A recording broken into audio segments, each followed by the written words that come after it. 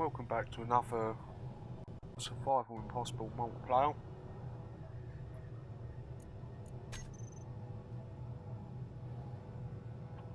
This episode, just got some basic plans. I want to be doing some little Greebling.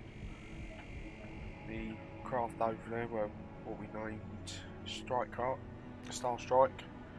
I just want to get a little bit interior now. I started it earlier on solo, and I thought I'll jump onto YouTube. That way, if I can see.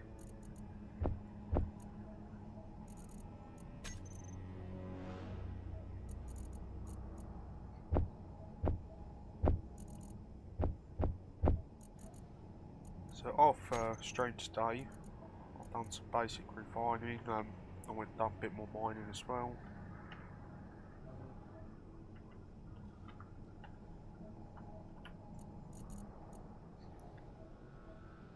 As you can see, we've got a lot more irons basically refined. We've got some more gold and silver. Got a lot more platinum. I've got some more stone as well, so we're running low on gravel, so we can build some more reactor components in the future.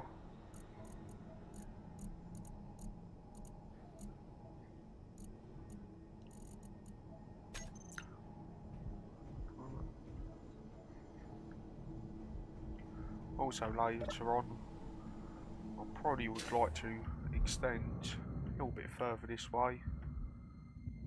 Maybe build like a little hangar area here, what goes in between these tanks, and stops by the edge of just before where the piston is for the new printer. Also, we've got the little stealth strike here. That's due its maiden flight. So yeah, hopefully something might get close and we can go for a little play. Basically over here.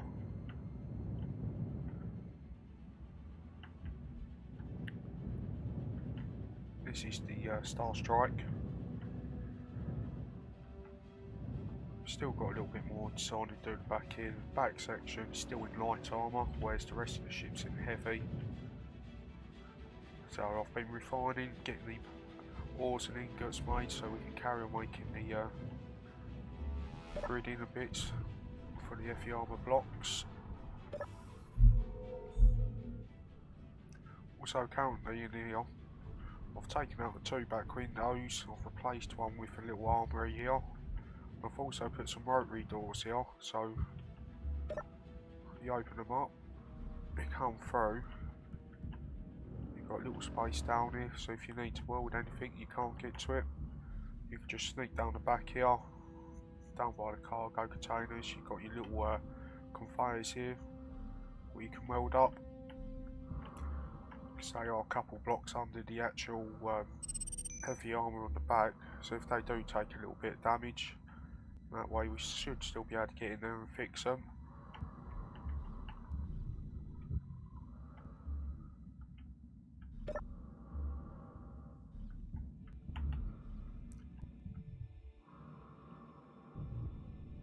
Right.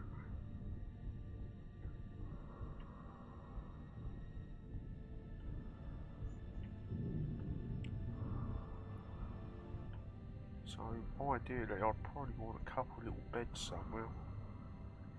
At the moment the area is depressurised. So obviously with this, it's behind this glass here, it's open to the access of space. Well, it was.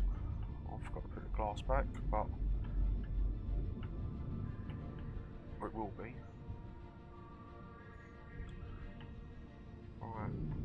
I originally removed the glass on the window, so if I place them on this block here, then I'll flip them around and invert the glass, so the area should still be airtight, but it will allow us just to build on this block here.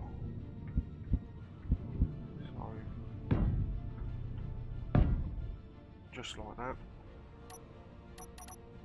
And once we've welded them up, it should be fine for repressurising the area. But before we do that, I'll just want to make sure there isn't nothing I'd like to change before we actually start repressurising it. No, ice and oxygen isn't really an issue at the moment because we're right by the moon.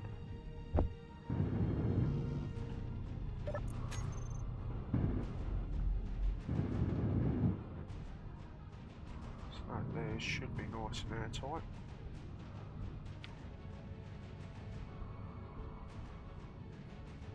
You know what would be nice there actually? Toilet.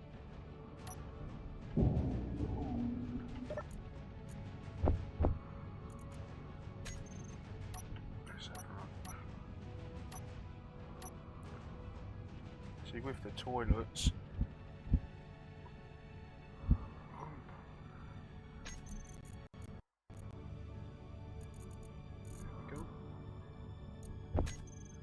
yeah, basically with the toilets, if you jump on the toilet and you've got food with you, it updates the daily need bars at the top quickly, so I just find it irritating when you're very low, you need to feed and it's just one update. So if I quickly check, we've got some food here, we've got some drinks, some energy bars. I'll jump on the toilet, boom, updated. Food's dropped and we've got some wastes, lovely. I'm not sure if that was meant to be a sign thing or it seems to work quite well.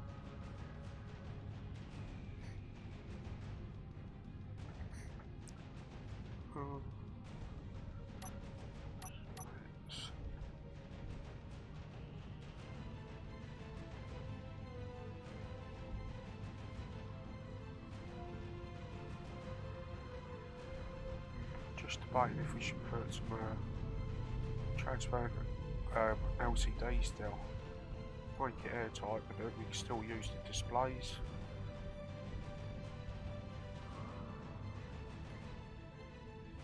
I would just stick with the glass at the moment. So, one of them. I'll probably want to stick a toilet there as well, keep it even. If not, I can get a little shower.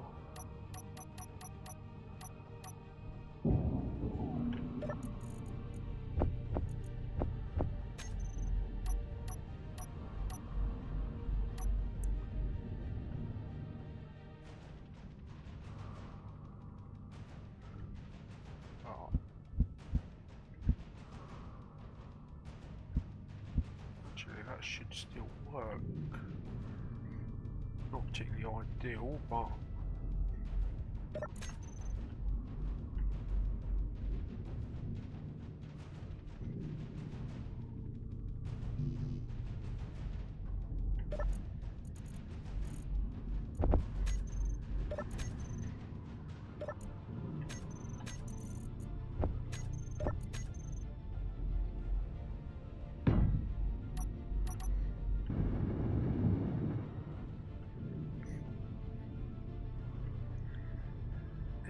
pretend you get your towels out of the container there.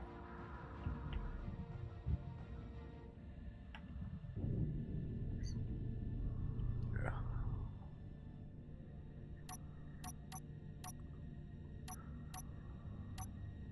Oh, well, I'm actually film we'll stick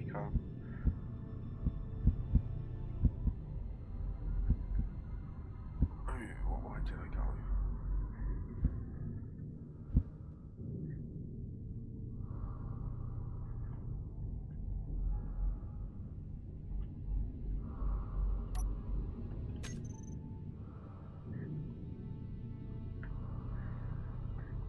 Forwards, right. See it goes that one then.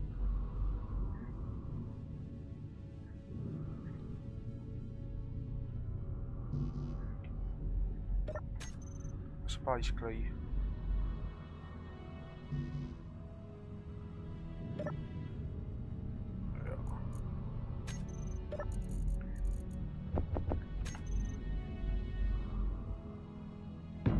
I'm not particularly sure what more adds this, but basically it's a part of the quality of life mods from Arco.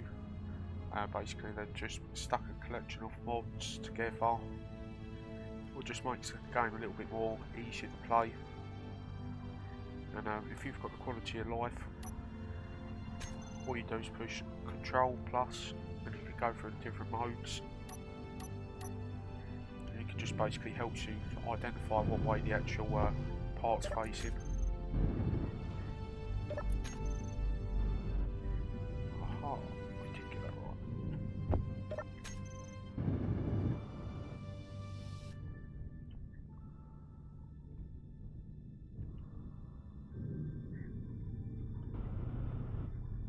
Is that bugged?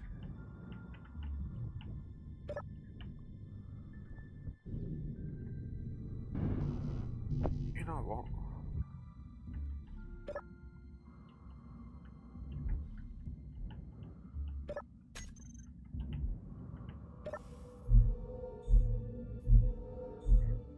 I'm probably going to put that back there, so a little bit of extra protection there for us. Before we do that, let's get some oxygen.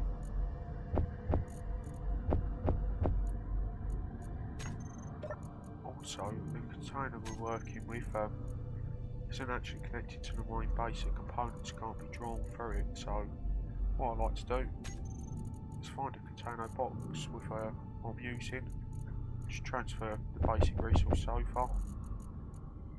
Gridders, let's get a few more there.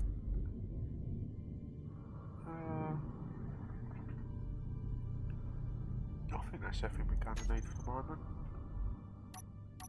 So if we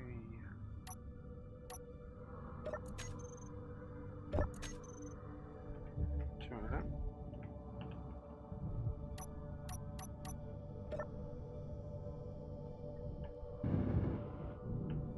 There we go. See if we take any damage. We've got that second line defense against the glass. Just a little bit more reinforcement.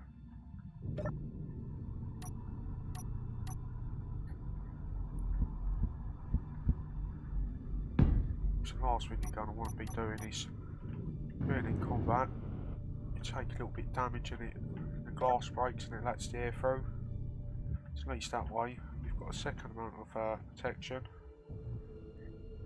Yeah.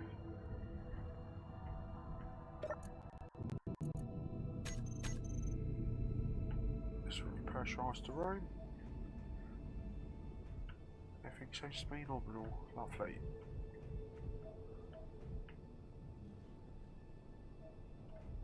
The shame we can't do much for the armour blocks, but never mind. So for here.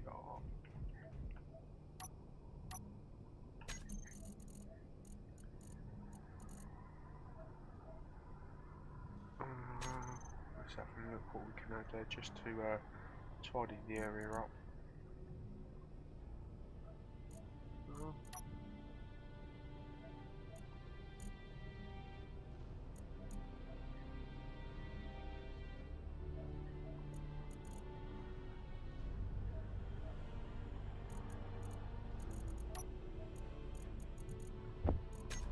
So we can chuck.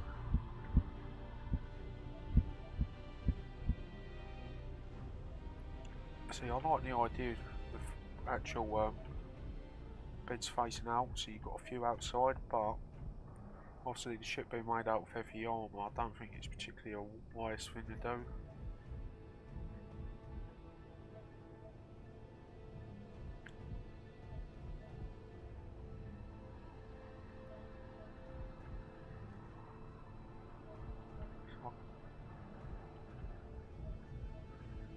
I guess if we stick it like that.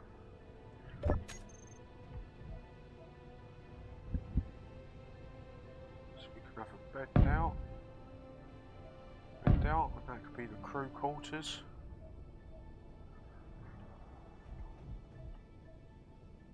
Yeah, we can stick a second one.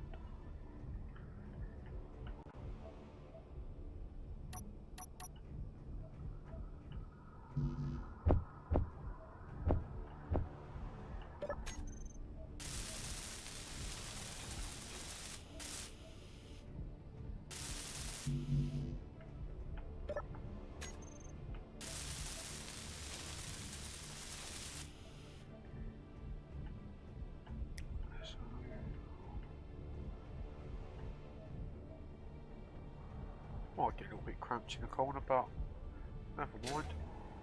So one thing I will probably end up adding is adding a little gravity gem just to cover this area.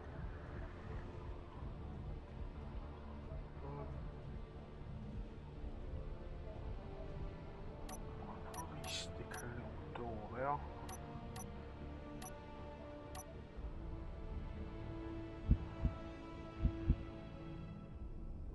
What doors we got?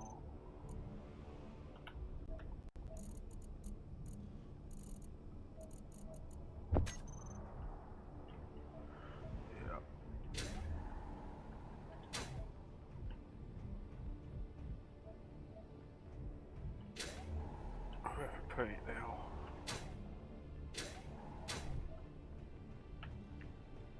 Enough. So at least when you die your code can run straight from the printer straight into the like your little locker area, rearm it, set yourself, and yeah, off you go, mate. Sliding doors.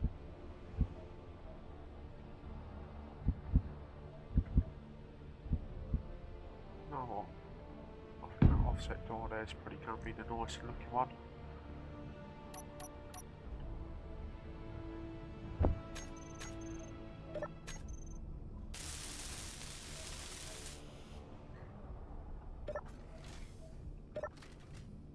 So with doors, I prefer to have a auto delay on it, so when you open the door, boom, auto close. It's a little mod, just saves a little bit of time.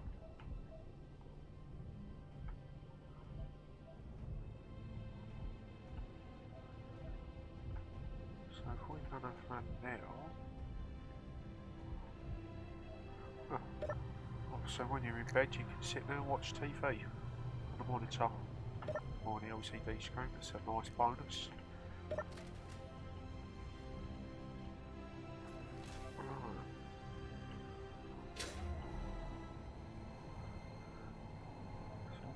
This, ideally I'd like to keep that fence to fence both parts, but I presume I could put a second fence on top of the medical room now and seal this off.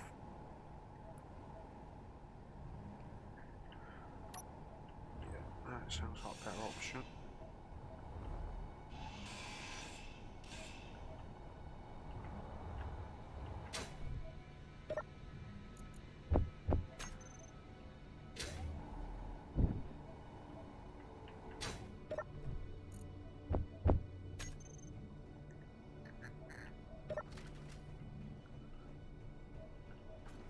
Up there, ideally,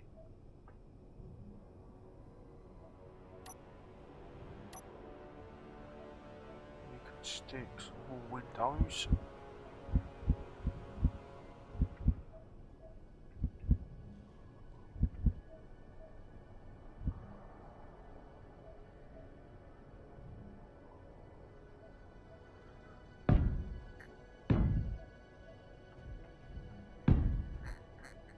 You know what? Actually, if we just leave that like that.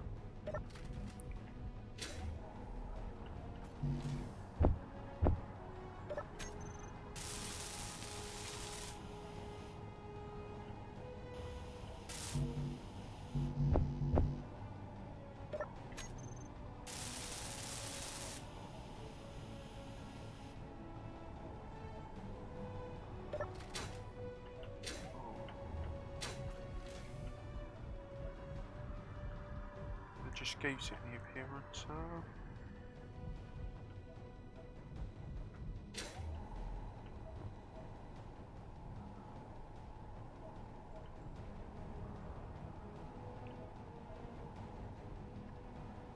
Yeah.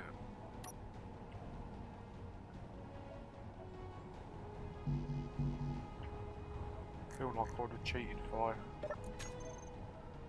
stuck the last one in.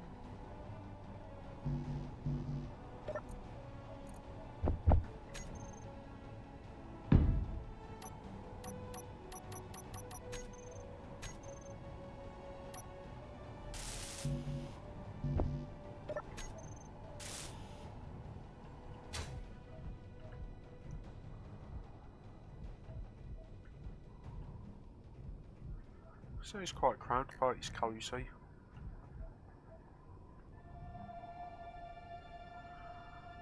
So if you face a monitor, decrypt, so you've got nothing in your hands, push 0, right click, sorry. Bring up the control for the actual monitor, or display straight away.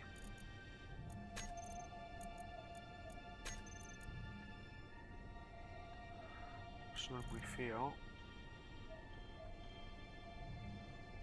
you just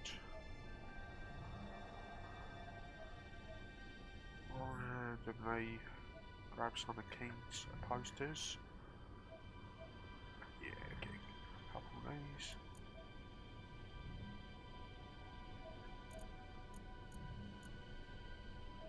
Oh, I forget it changes it.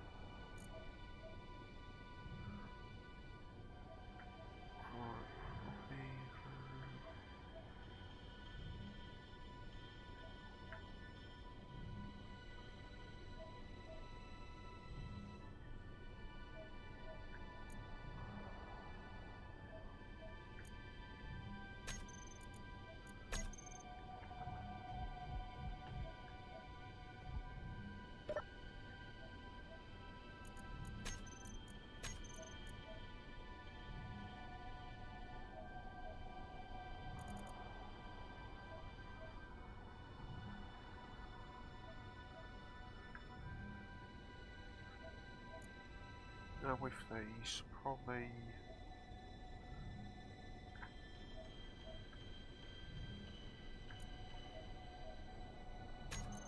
add a few less, just so it looks like there's a bit of rotation.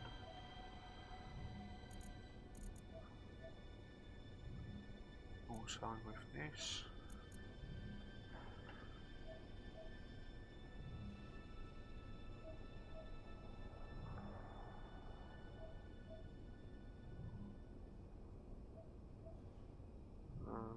It's gonna be like yeah, right, we'll just leave it that for a minute. I don't know why these don't particularly update that often on a torch server.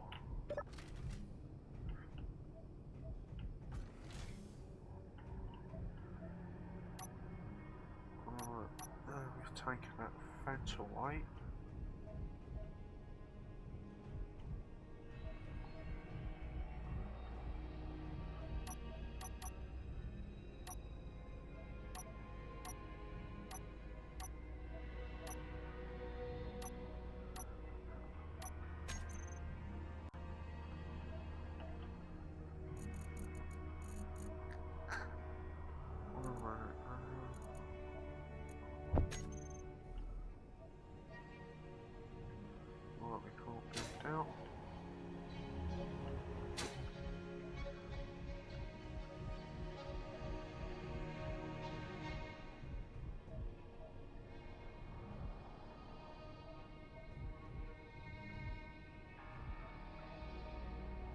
So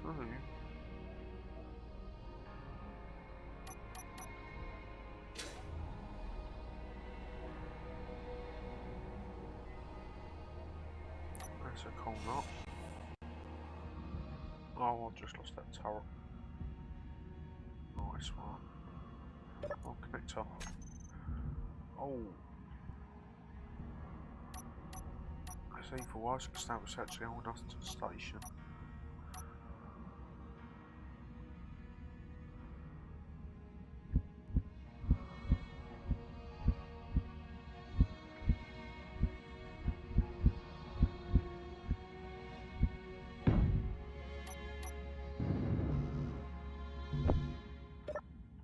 Oh.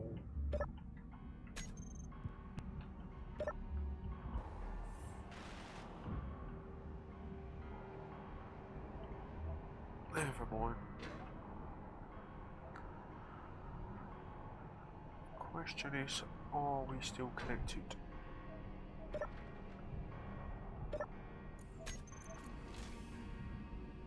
No, we're not.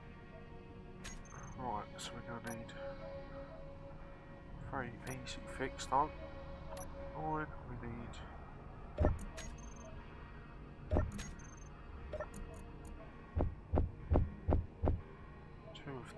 well pads.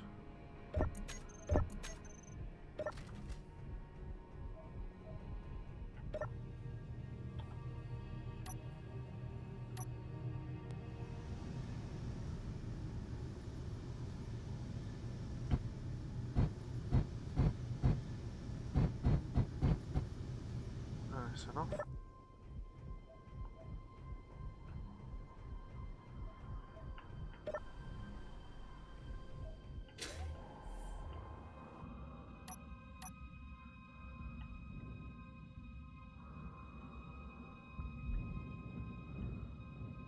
Well padded out. Well padded out.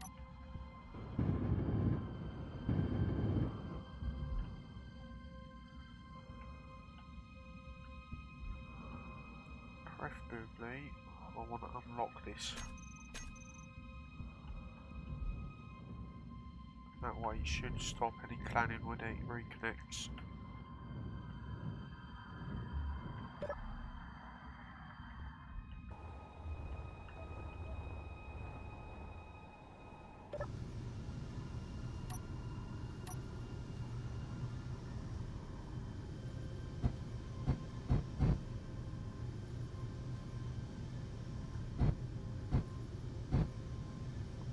There we go. So we go here. Connect to 2. So connect to 2 on this one. Switch locks at 9. And we're connected again.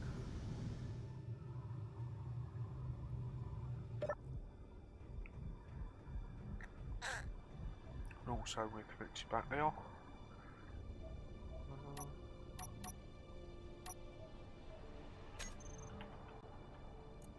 This time, before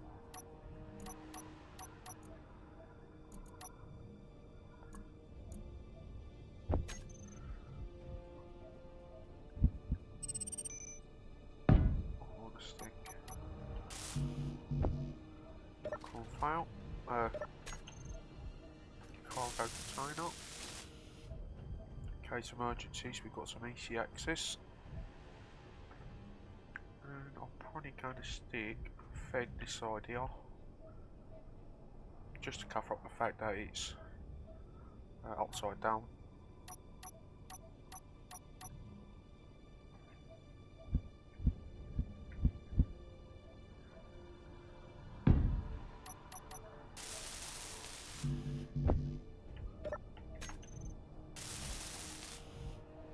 So there we go.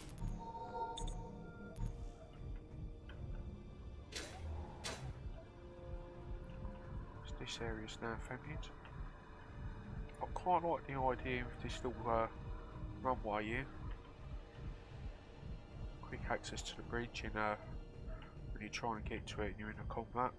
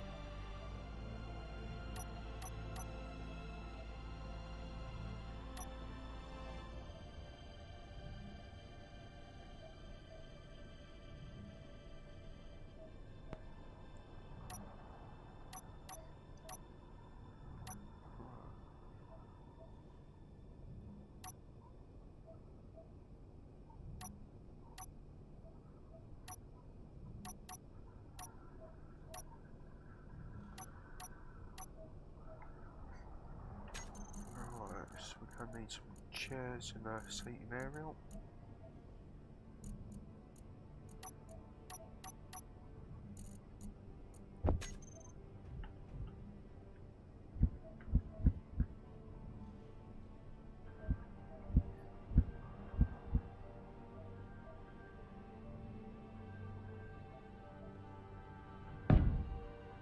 Obviously being a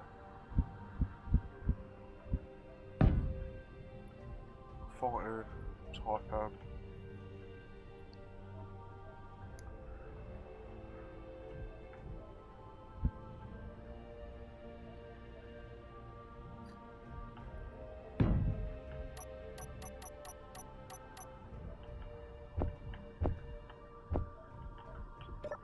it's basically been like a fighting based spaceship. Looks like it's going to be a little bit scarce. So not particularly in best of places, but at least the crew have got somewhere to sit.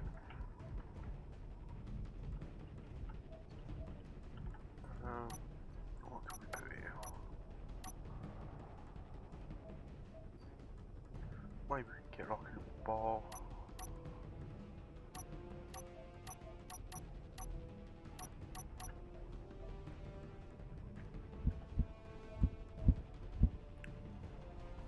Yeah, that'll work.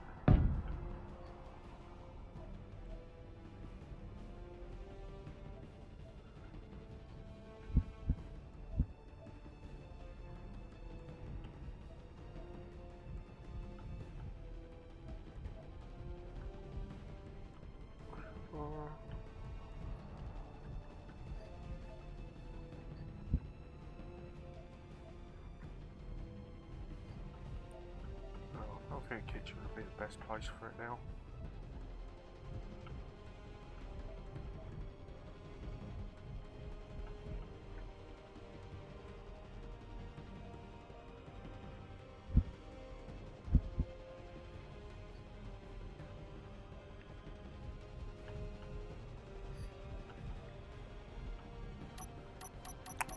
I think we'll just stick with that for the moment. Finish. Yeah, no, they've got a little kitchen area, and what we can do is get a few more seats here, control panels. So obviously when they're in battle stations they've got appropriate area to sit.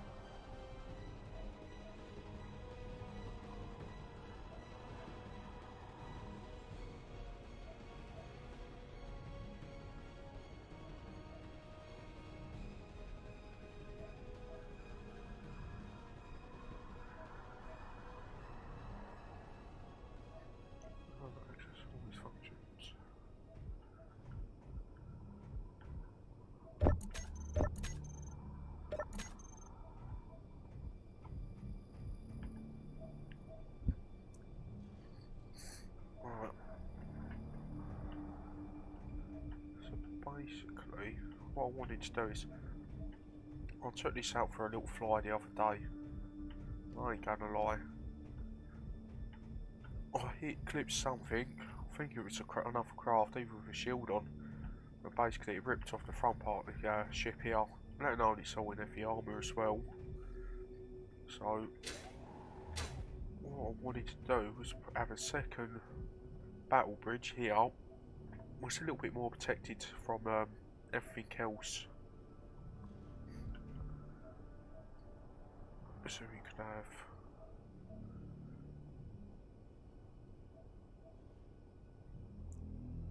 another one now.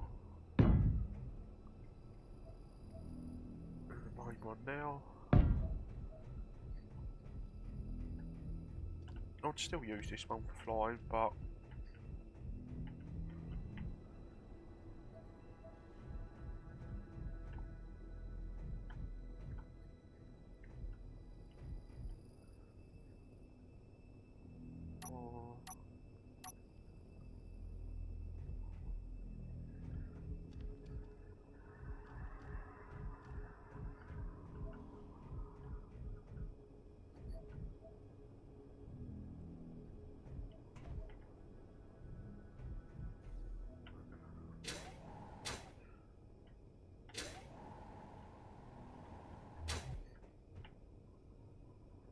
trying to think of another way we could put another layer of glass here to just strengthen it.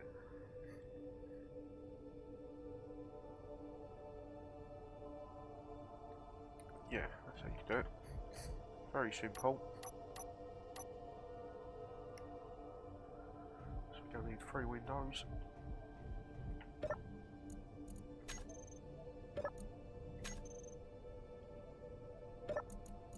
Oh, we're getting low on resources. Let's transfer some bits over. So let's get a couple more hundred girders. Couple of supplies, a bit more.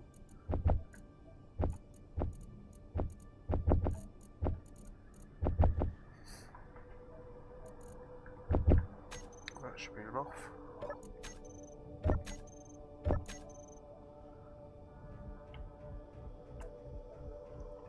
So what we're going to do here is invert this one flat. Like that. This one would be the opposite, like that. So we quickly weld these up. And what we can do is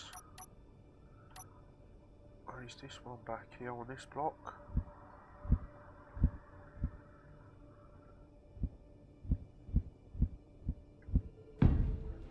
Like that.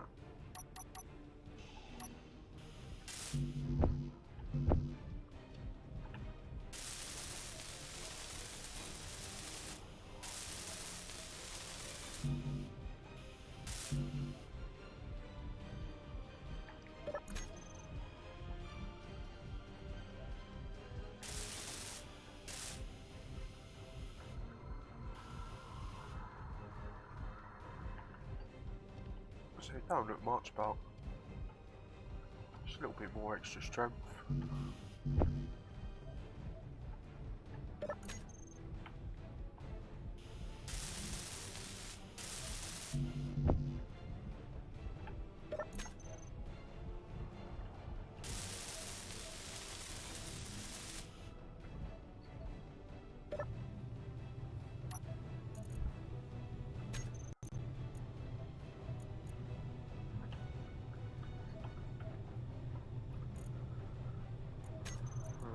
That's no control.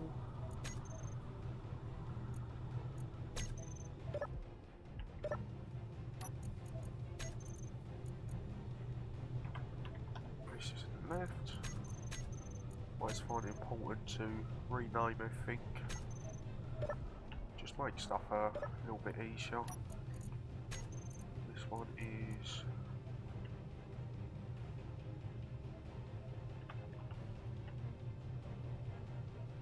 there's the backup jug.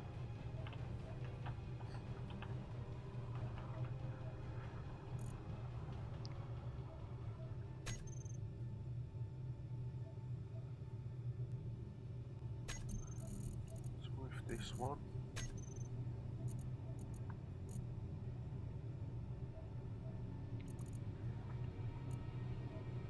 I guess it's stick the backward irons, forwards irons.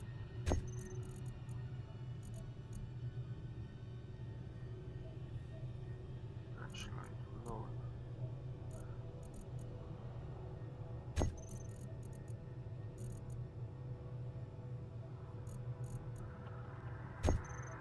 Nitrogen out.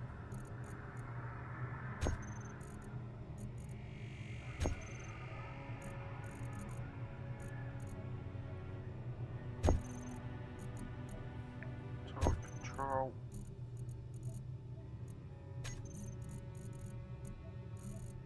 Shield controller.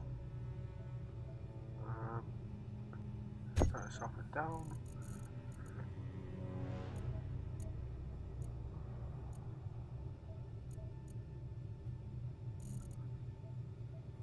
That's the underneath dock. Switch lock.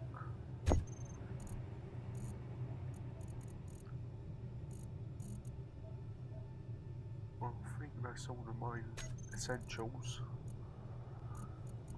stick the landing gear.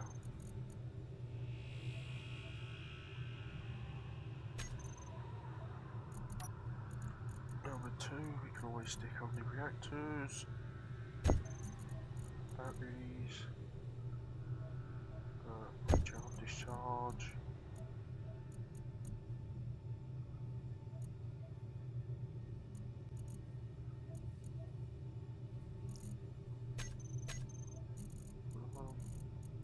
Could stick the warp drives there.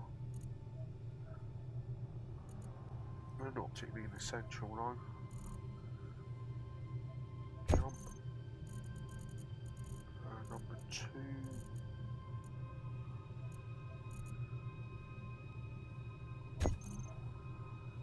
Increase. Jump.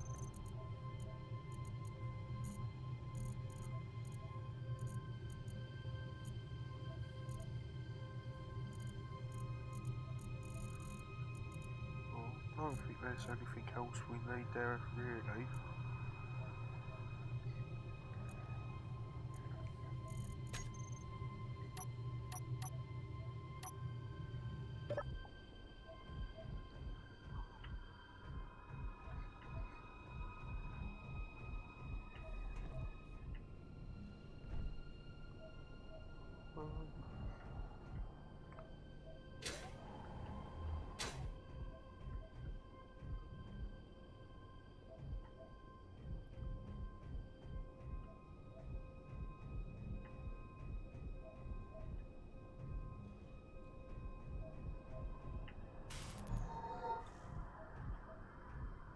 Yeah.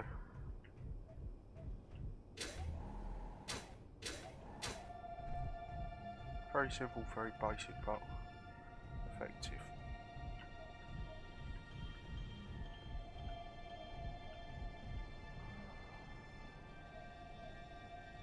I don't really want to add much more here.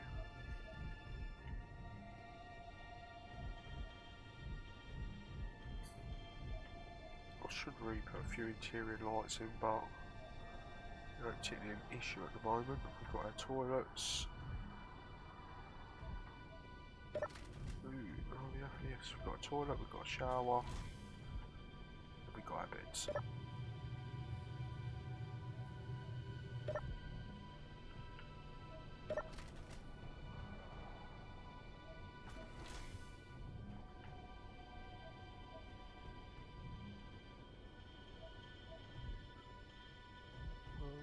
So we could always in the future replace these windows with transparent LCDs. We can have a little heads up display, but for the moment I think that's enough. Definitely need a little gravity generator underneath it though.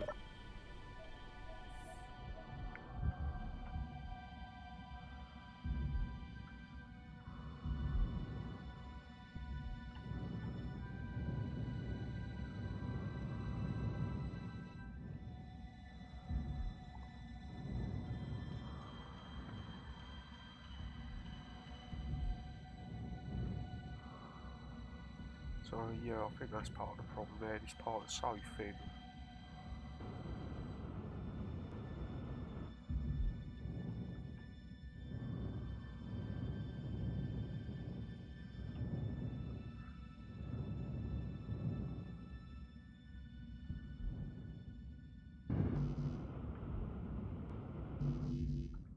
Also the thrusters seem to take a liking for these as well.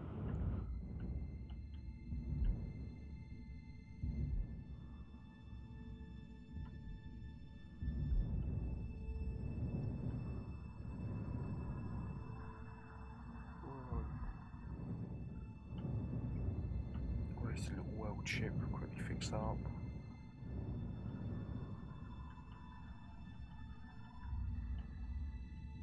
Where's Bob? Is he down here? Here he is.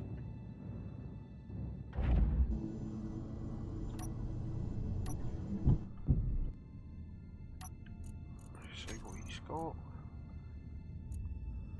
He's loaded.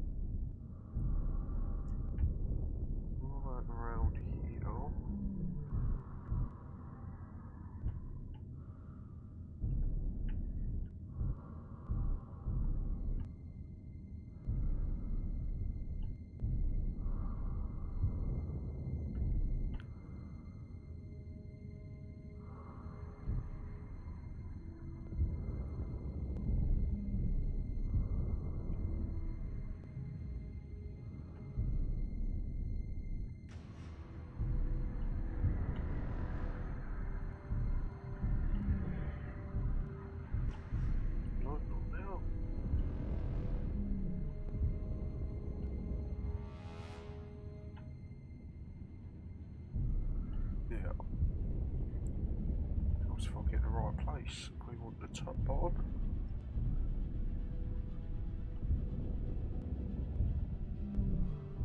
We want just about here.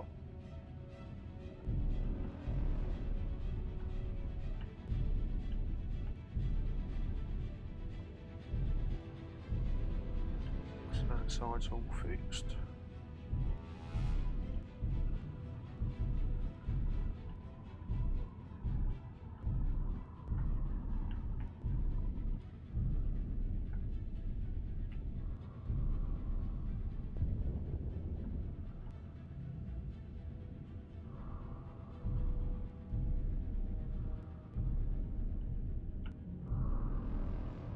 That's all done.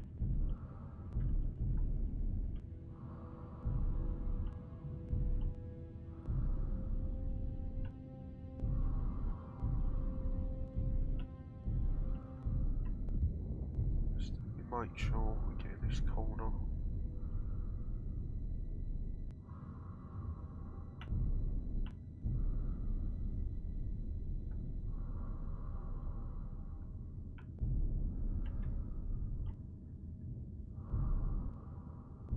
Nothing now.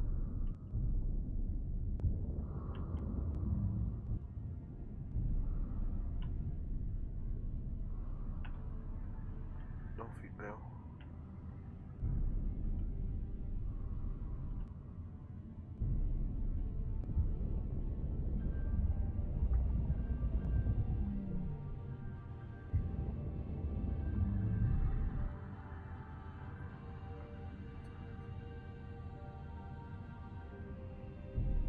Just quickly chuck Bob back.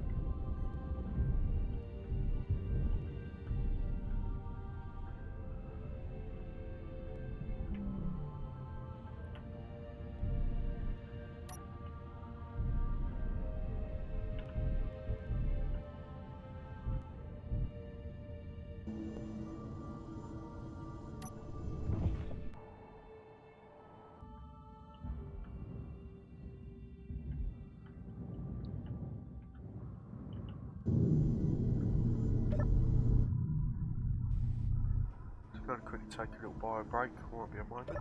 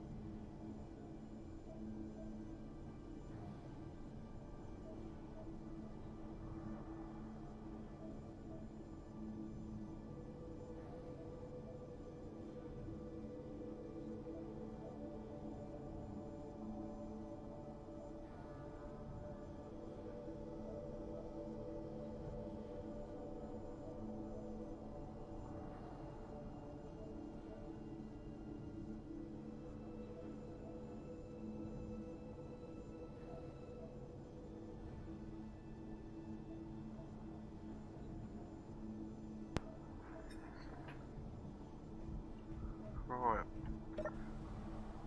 So last episode, we built a little printer. We basically printed out this little strike craft.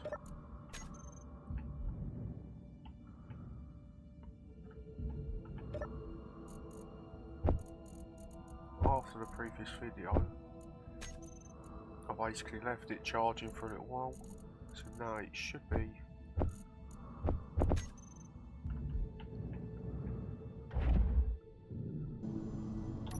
fully charged.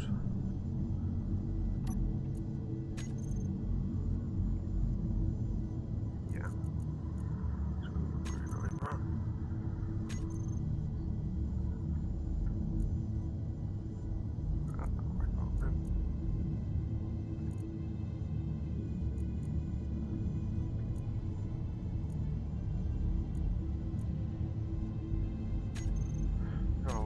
Might as well leave it next time it reconnects, it'll just re-update them. But they're basically full. We have ammo. We got a few rockets.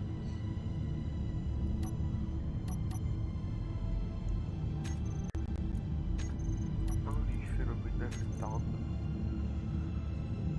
was group the two landing out.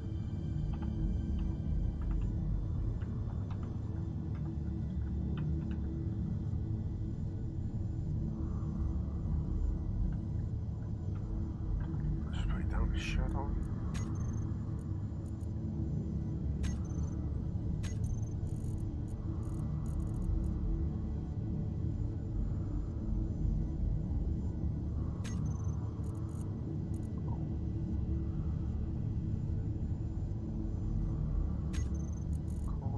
Never what's there, never mind. Right, groups, landing gear at the end, switch locks. Right, we've got weapons or detector.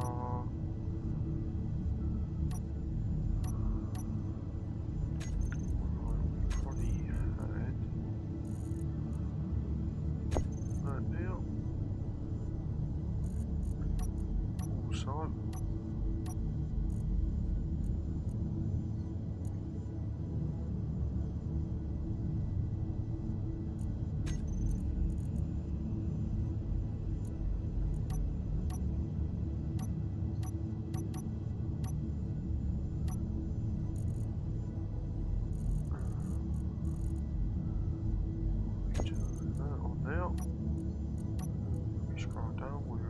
generator, we put the oxygen roll back on the stockpile so we can refill when we dock.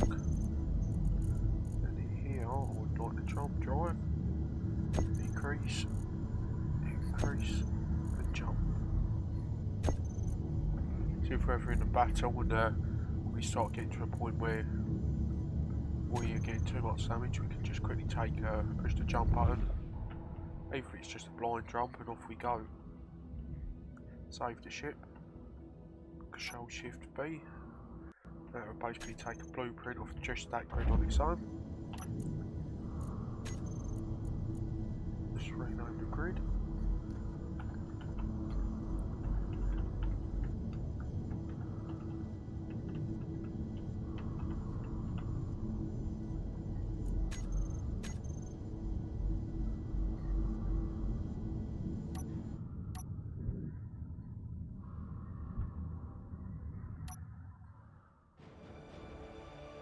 The only thing I haven't got with this, well I've got with all the other craft, is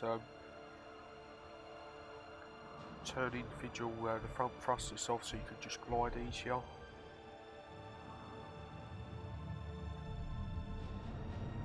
Now this is an Effie ship.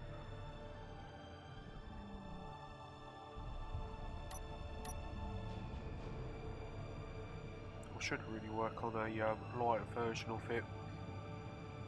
But basically,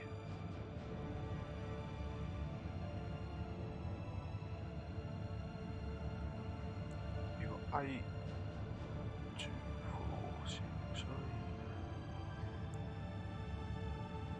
You've got 12, 16. 16 large ions. You've also got your large small ion. You've got all the small little ions as not ions, hydrogen. You've got small hydrogen as well. Basically the hydrogen's there, so if you ever go down to a planet. You've also got a jump drive built in, but don't particularly help because that adds a lot of weight. We've also got shields. Also this has 3 Smith batteries in it. Nope, we've got 7, 6 there and 1 normal battery. Also got 8.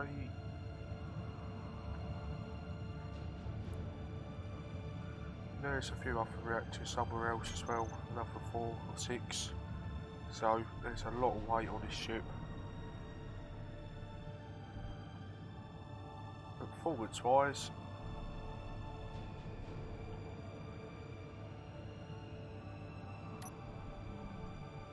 she ain't too bad. When you do get in trouble, you've always got your hydrogen just to boost you up. So make sure the hydrogen's off stockpile. Shield up.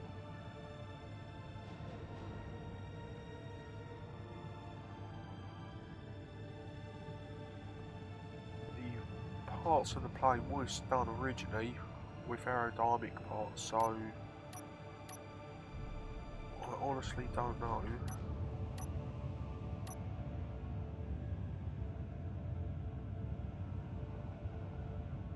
if it'll create any lift. No.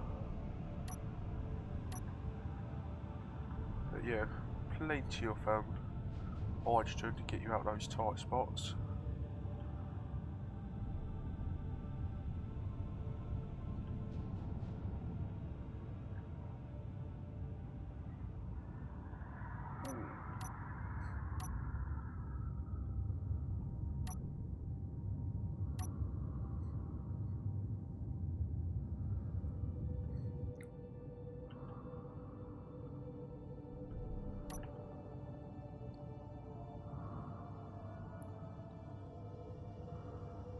Research base.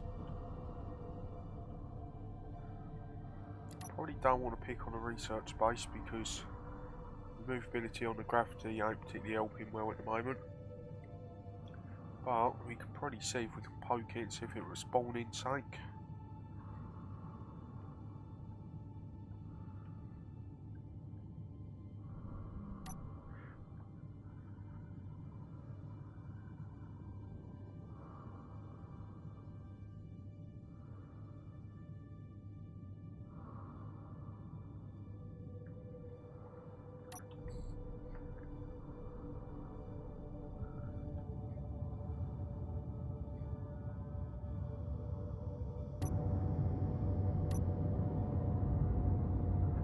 So we've got a mayfly coming in.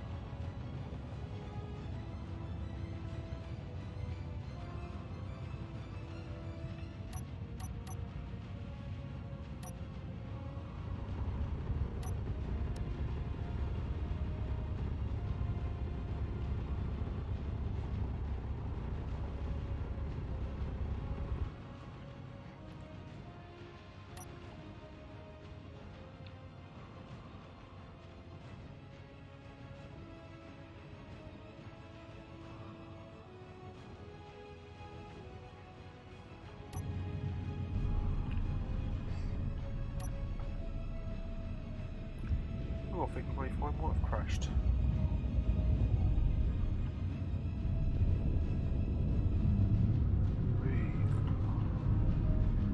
It's plain dead.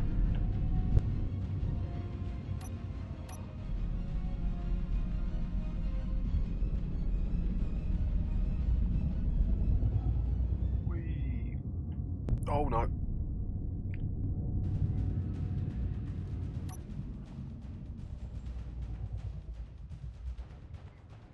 Is there anything to salvage? Probably not. We must have hit this control block and self-destructed. Never mind.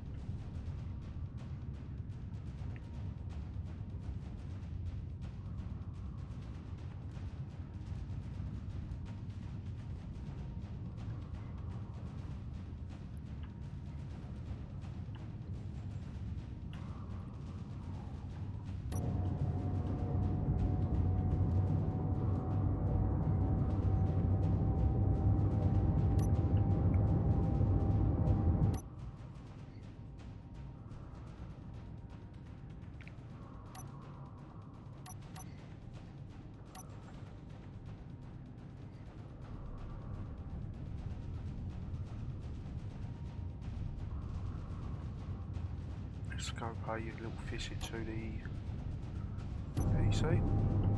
See what good stuff got for sale.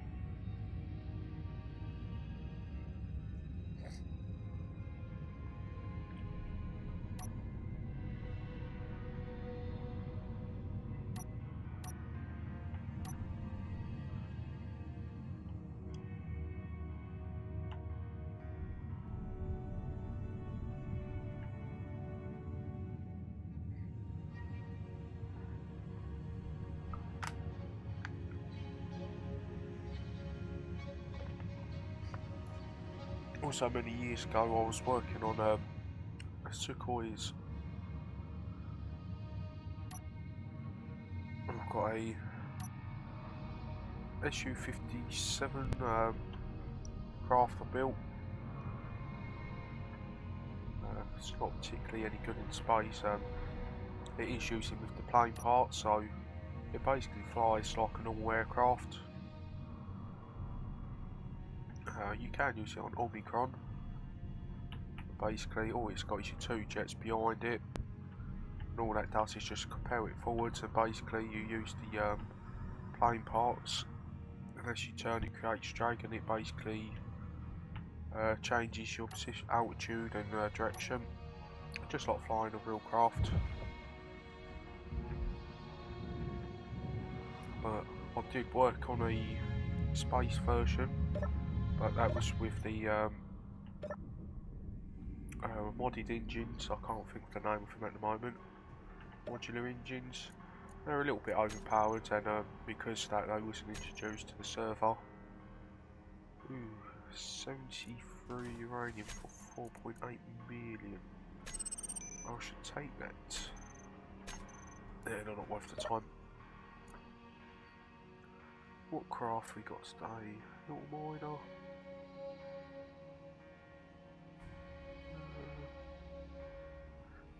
So this H1 Prospector, brilliant craft. If you ever get into space and you save up a bit of money beforehand, this craft comes basically, you got a basic refinery, assemblers, assembler, basic, a normal assembler, sorry. It's hydrogen powered, hydrogen tank, but you've also got your oxygen generator. It's also got a pressurised area as well, and a little survival kit, so ideal for like long-term exploration. And obviously if you're building a little base up, good way to get your base going. And it's obviously a large grid ship as well. I think when I originally bought it the first time, the price was just under 4 million as well, so they do change. Here you've got your little ion constructor. Always take the welder off and just change it to 2 welds. Not a bad little ship. Also I've got one of these what I use for grinding now. Your little kite, another little good craft. Lacks a little bit of iron though. Once you get to about 90, around 900, 100,000 kilos, it struggles, really struggles, especially with the higher gravity. A little turtle, not enough a bad little craft actually, but yeah, it's not brilliant. Very limited with them, and these little tugs, these are brilliant.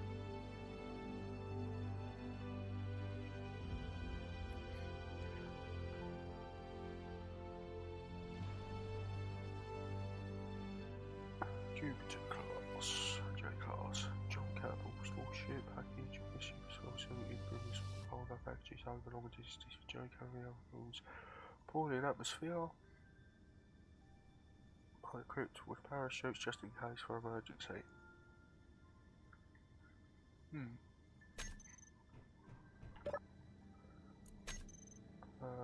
Bounty, howling.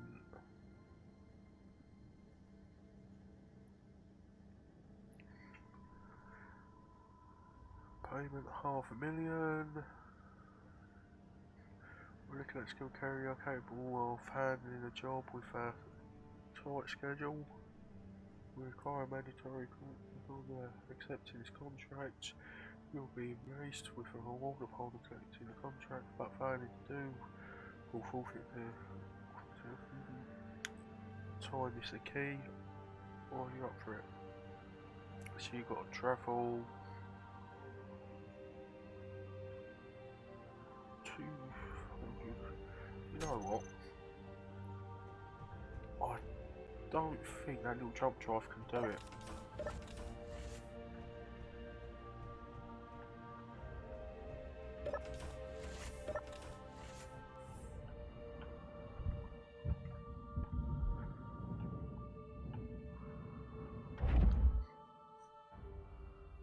So we quickly disconnect.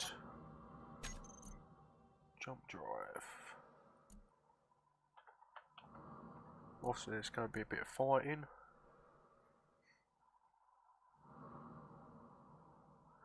$200 kilometers, then time we add the cargo, it's going to be 2 jumps.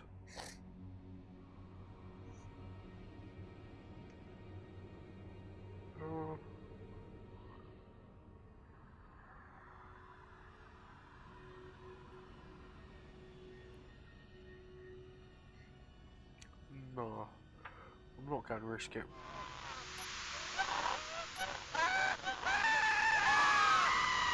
Oh, I think it's been a tormentor before.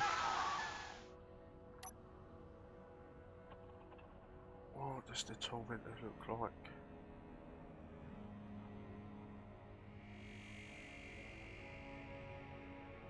Ooh, what's this little thing?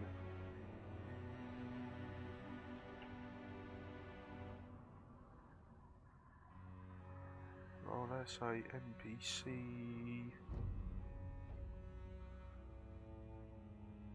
Encounter. Oh, that's big.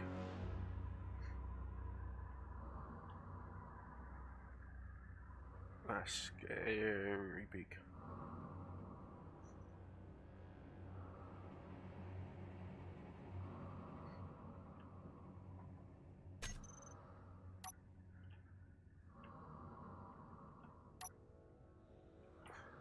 Let's get a screenshot for the thumbnail for next time.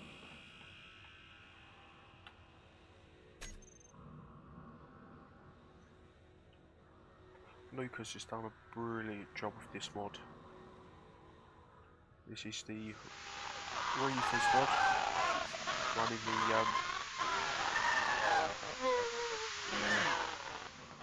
running a new rifle AI, so it makes the Reavers a lot more intelligent. Ooh.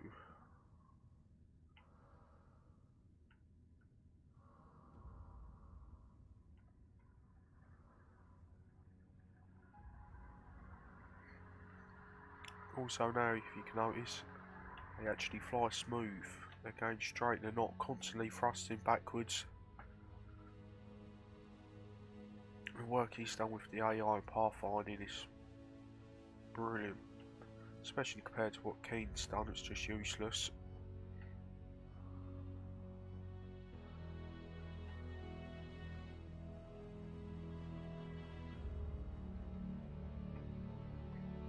Also now he's added the support for harpoons. If you have the harpoon mods, these will basically have harpoons connected to them, so they will catch their prey.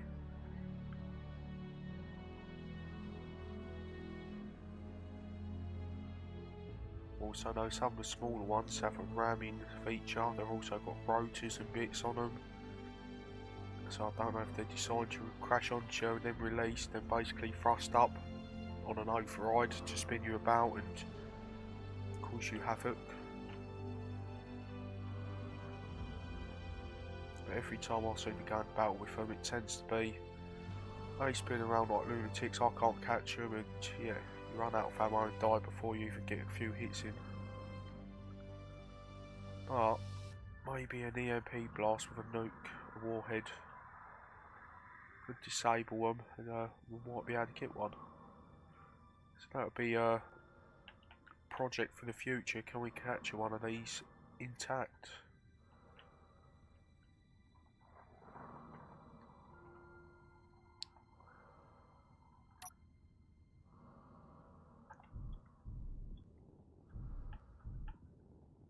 Alright, let's head home.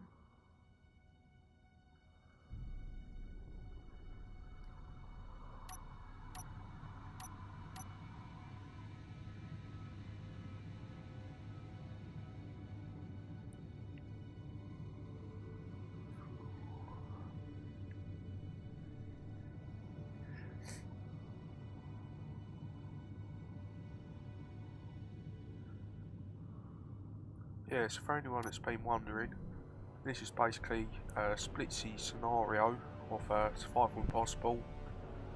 I've added a few little changes to the mod pack. Basically altered it for more of a multiplayer. So obviously over the back there you've got Omicron, you've got its moon here, you've got the gas giant somewhere there. For some reason I've not been able to stop you from spawning on that one yet. Also you've got 3 other planets, and I believe one of them's got a moon. And behind them as well, there is another planet that I've named Miranda. Oh, it's right at the top there. And that's basically the, I'll pretend it's like the Reaver's home planets. If you've ever seen the Firefly, Serenity, it's basically the planet where the Reavers come from the Pax Fire pathogen they were putting through the air to calm people down.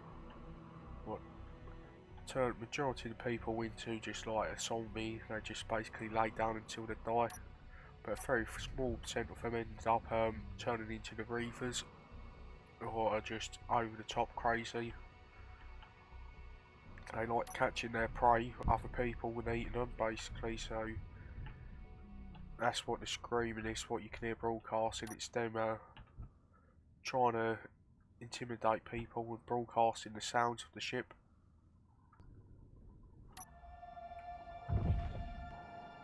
So if you never knew where the Reavers come from, that's where. Right. We need 73.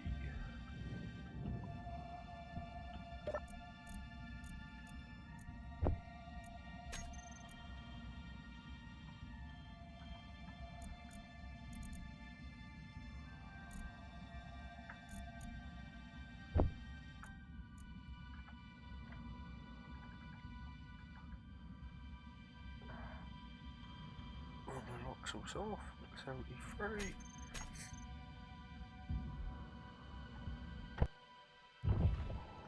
before we leave, we did take a few bullets, so let's just check the damage.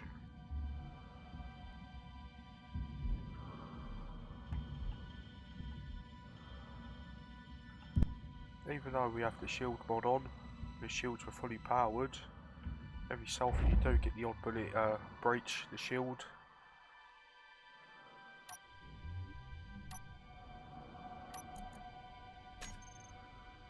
Oops. Let's turn it off, right, everything back on.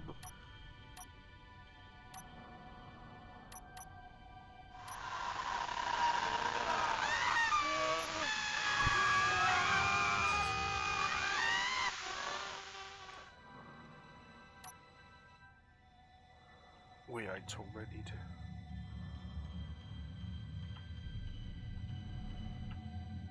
So before we end up taking one of those big reavers, I think personally we're going to need twice as much firepower on the Star Strike now. Pretty upgraded shields, a bit more shield power as well, so they do a lot of damage to them reavers. And also probably a few more, couple missile turrets as well. We've got rockets at the front, but they don't seem to do mega damage to the reavers.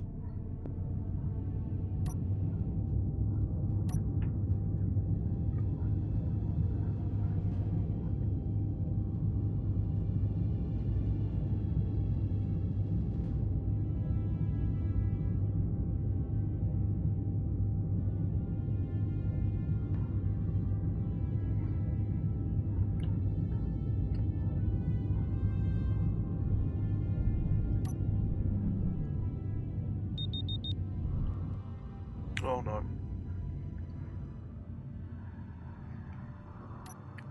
Let's just stop here and see if it's fat. Yeah, you see me.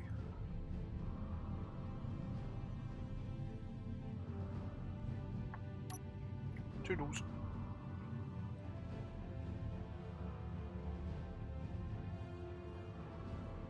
As long as it don't go after the worm, because I left that in its hole. That's still quite a bit of distance from here, so hopefully it hasn't spotted that.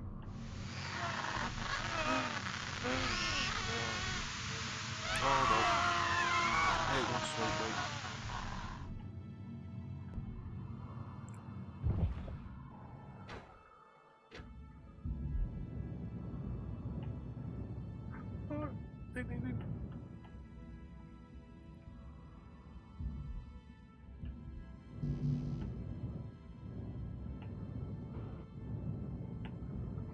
Yeah. That's enough excitement for one day.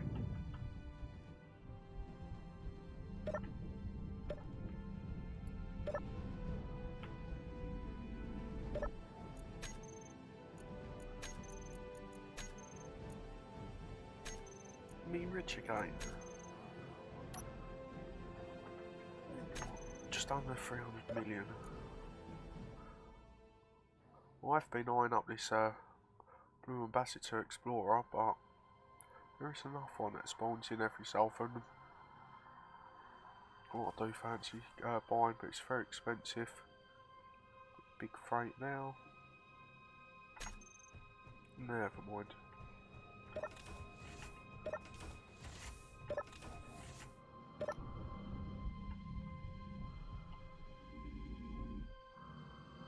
Yeah, he's leaving me alone now.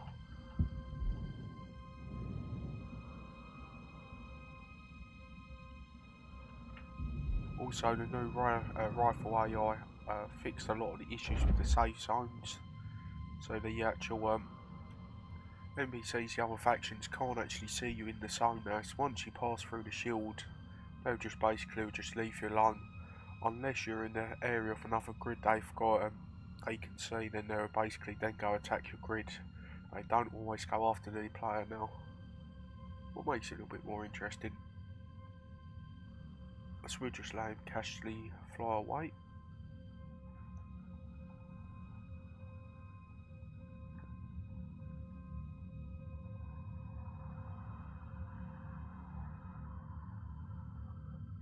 I think that's enough. We should be able to make a run for it. let know they are just as fast. They're probably faster than this.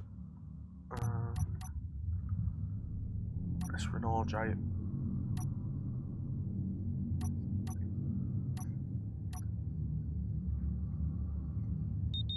Oh, you spay me. Oh, look how quick that turned around.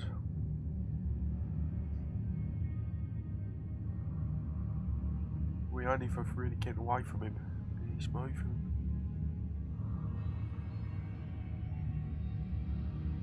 Right. Let's make sure we stop in time.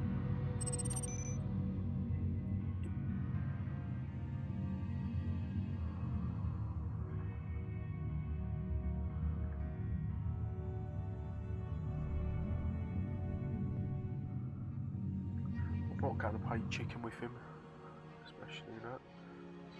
Where is he? Look at the size fit.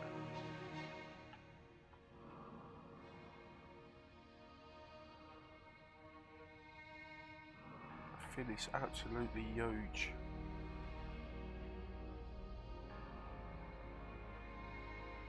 How quick that turns around.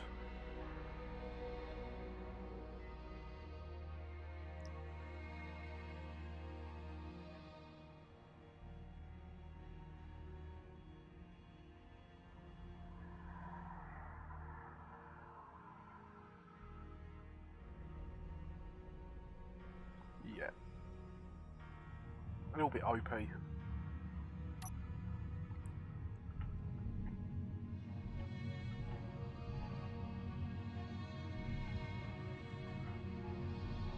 Right. See how thin as well, we haven't really made a little space for the strike shadow up here on the little docking area. So if you haven't seen this yet, this is just like a little feature I built. It was just getting a little bit crowded down at the station, if everything anchored to the actual station, so I've moved all the craft up here. As you can see, they've all got like a little landing leg that connects them to it, so if anything happens they won't shoot off into space. I think for the minute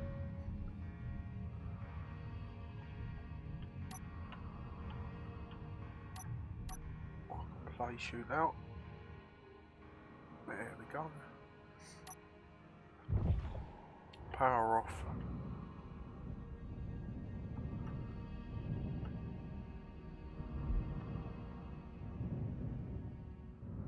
Very slick, blends in with the background very easy.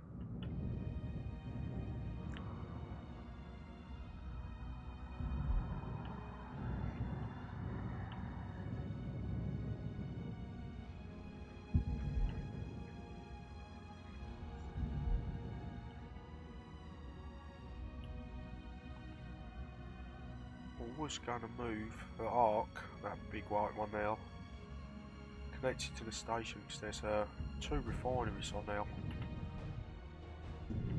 Just to help give it a little bit more refining, because obviously got confinement on the surface. As soon as you log off, the grid will disappear.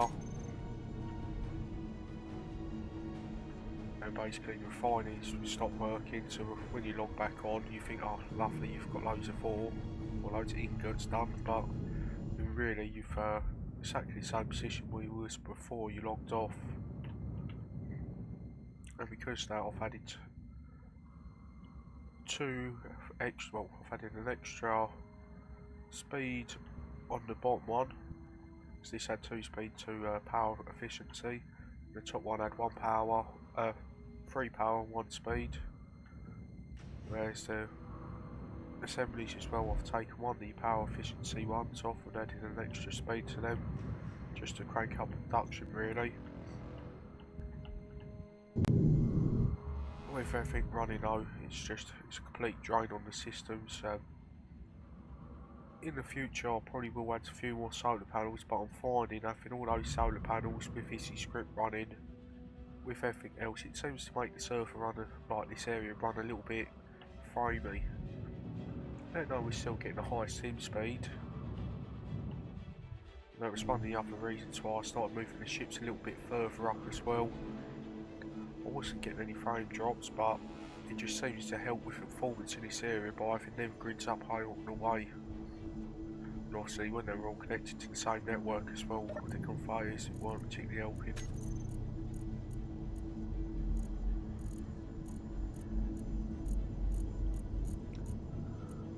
Right, let's search the ores. So yeah, we've still got a lot of ore to process. Oh, we've done all the stone though. At least we can start building more gravity components. Right.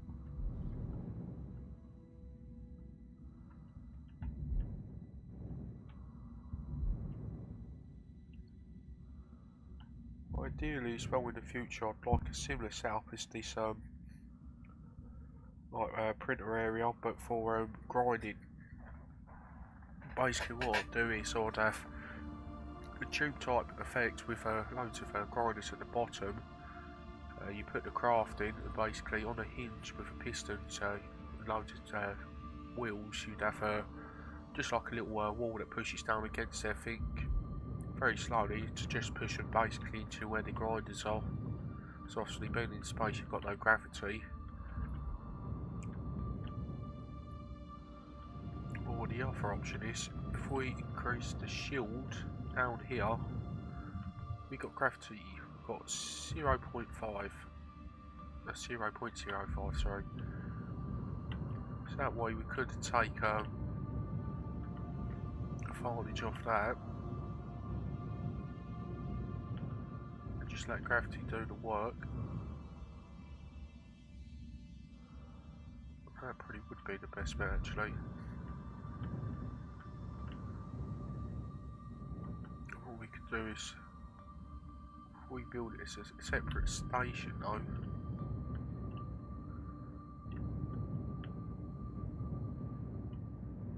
around here.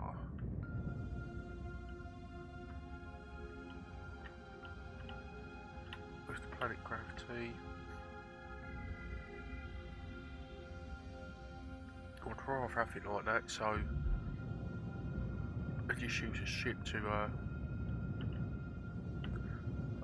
keep refilling the actual wastes up.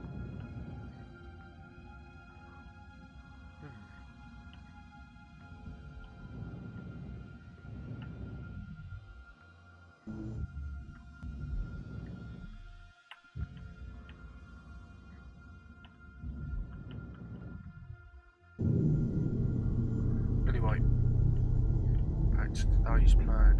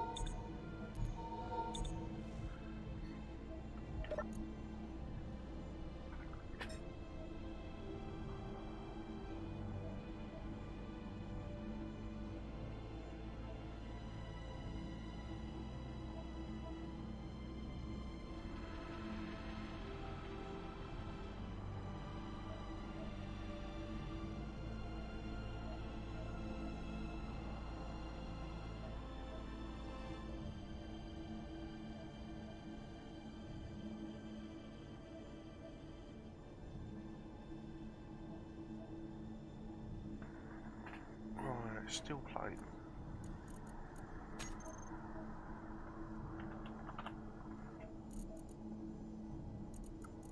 There we go.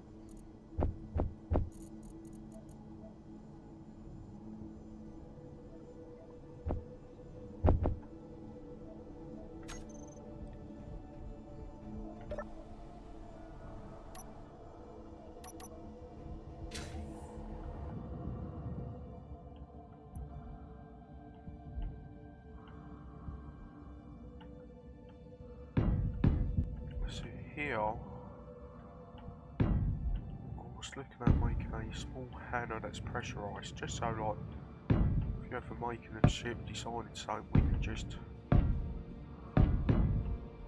build it in peace and not have to worry about oxygen and stuff like that as much. Obviously your power as well. Leave that one there.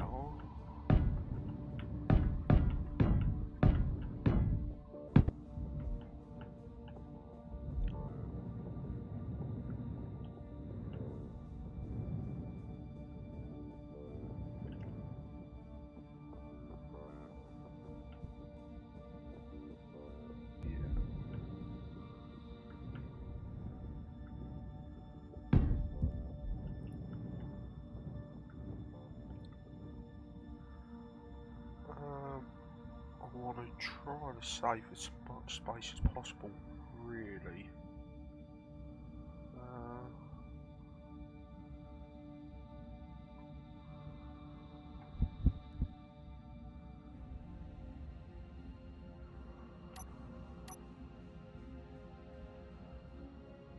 Now I do like these custom blocks, basically just adds everything that was missed, what should really be in base game. So like this is the half sloped corner to corner, so keen off you this one here, what's one end corner to half.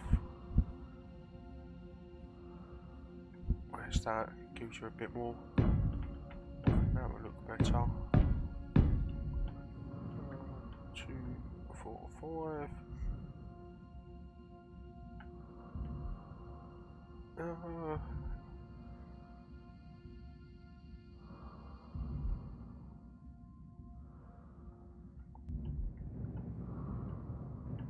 Looking at that, yeah, 5 should be high enough.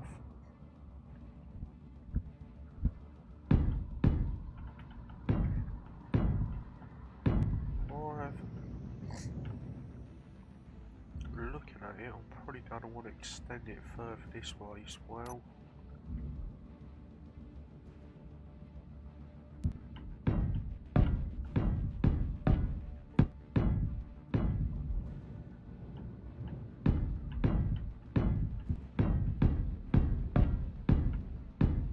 Also over the next coming week, we're going to have Rev26 from Discord.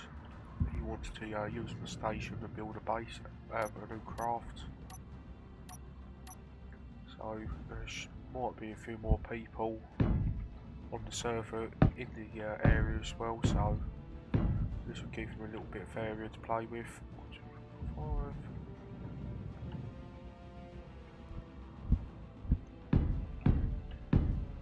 Oops. 3, 4, 5.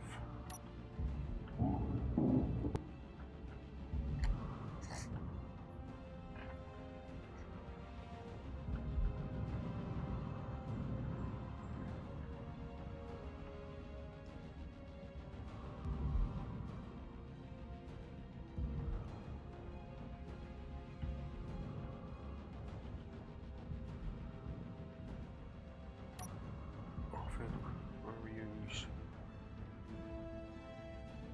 normal blocks here. Oh.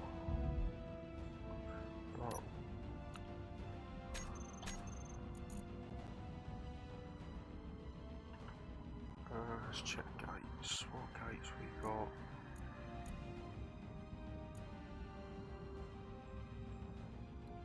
Lovely one from Kane, but promise just a little too small. Blast. We got any blast doors? Nope. Doors. Nope. Maybe try Hannah.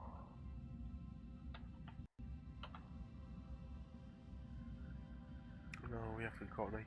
So basically with the Keynes DLC one, there's a mod that links two of them together forwards to backwards, so it's like one big double door. I was contemplating on adding it, but it seems I haven't got round to it. So we're just going to have to stick on these.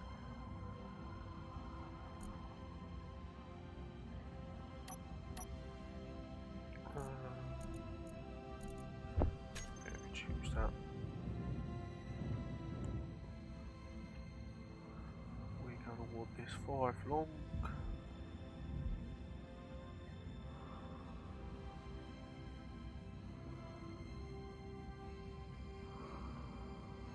Yep.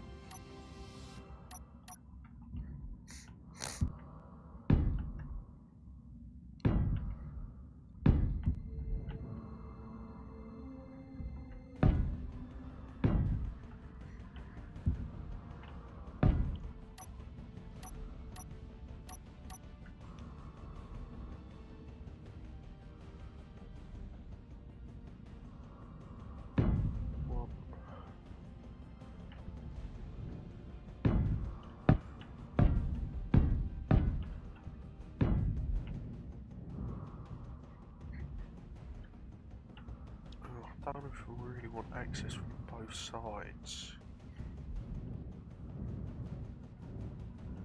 Yeah, you know what we will.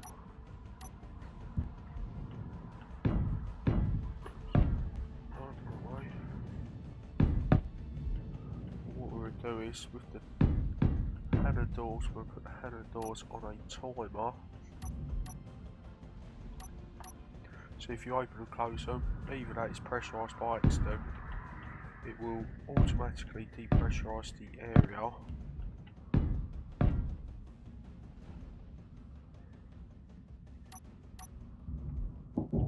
Yeah, basically automatically depressurise it so you don't lose any oxygen.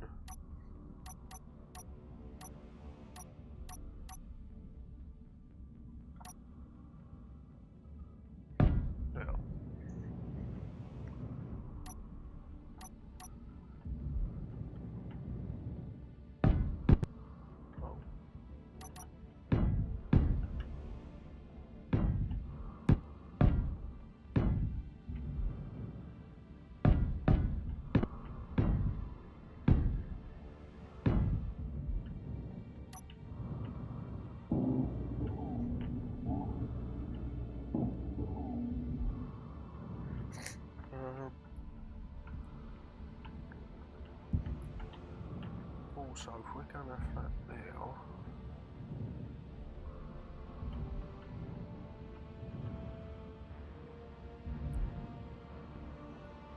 energy low. we could probably put a couple little hangers just inside there where we can store away little craft.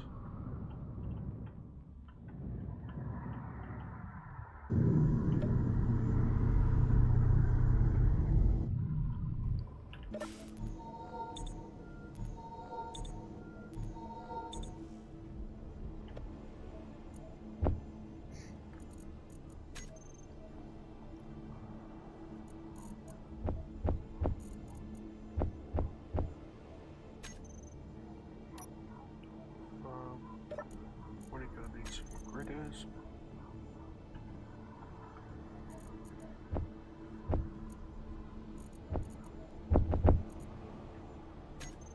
That should be enough. Ooh. Before we go, we're going to need an interior plate for running any fires.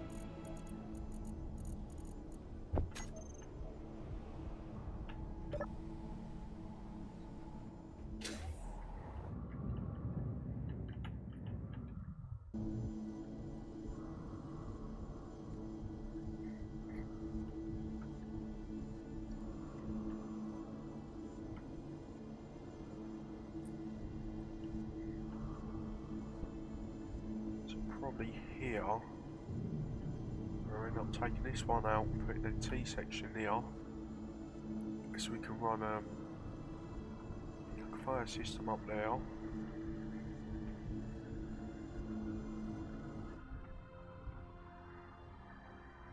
We could probably take out this one here and use the armoured conveyor connector with access sides around it.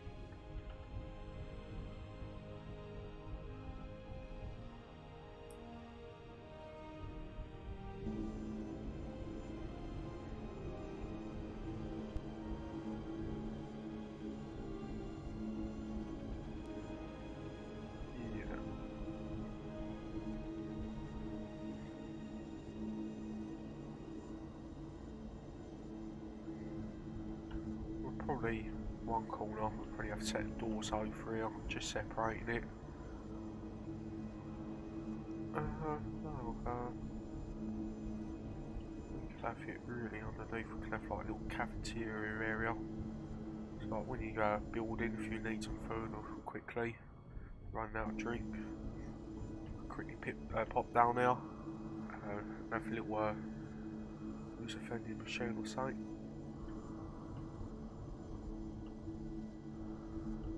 I don't know if we should use glass here though.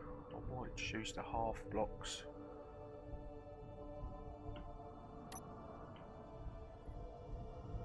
Let's try half blocks.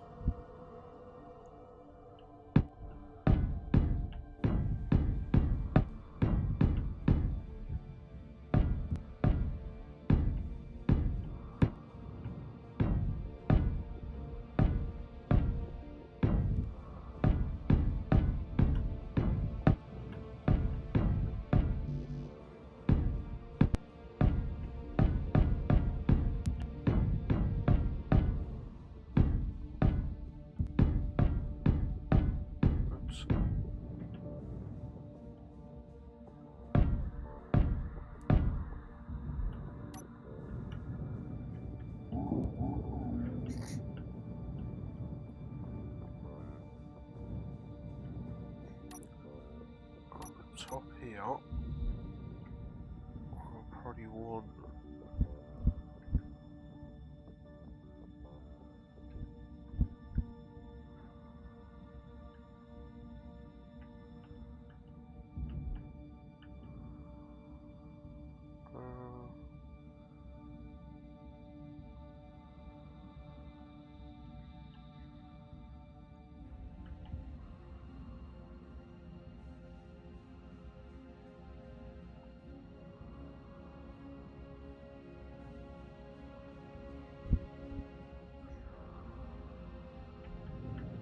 I believe the actual airblocks and the doors at the sides are airtight, so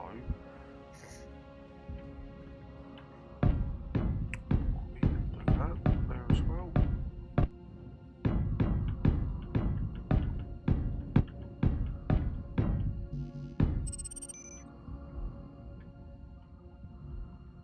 Also, we're going to come out of here, up here, that's going to be 2 across.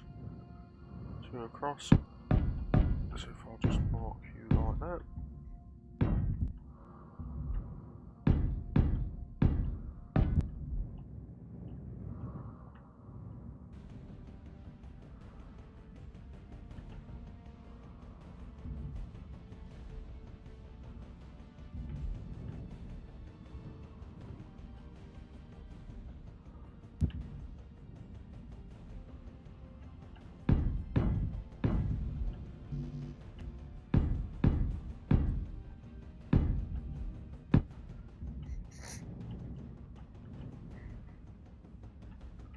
Probably gonna want, so we've got 3 across there, 3 across there.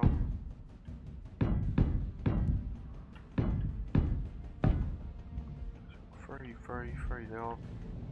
We keep that in line with there. What we can do is find the fence.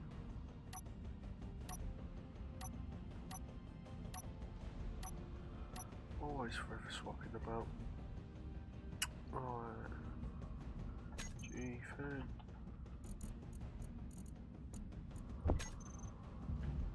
On a rope.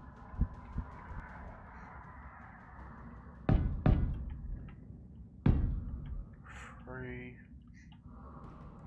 What do you have? 6.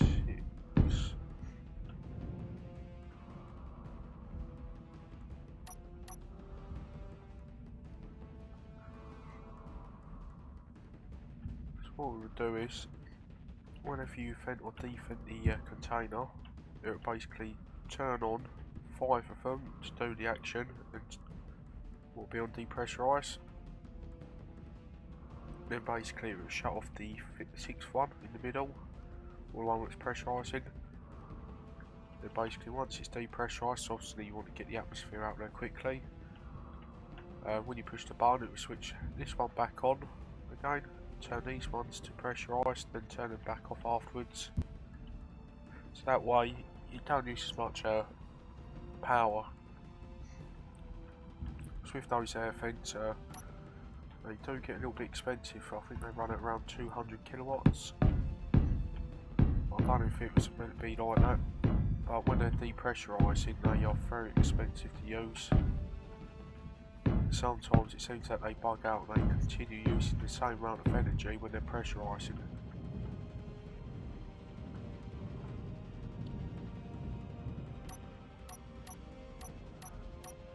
So let's forward our conveyors. Right. We're gonna want 90, 90.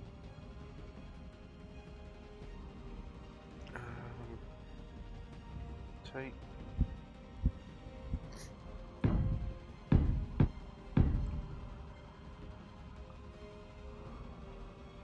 Yep, T again, but it's twisted. And an 90.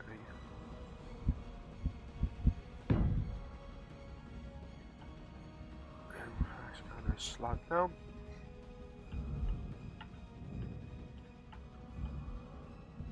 You know what?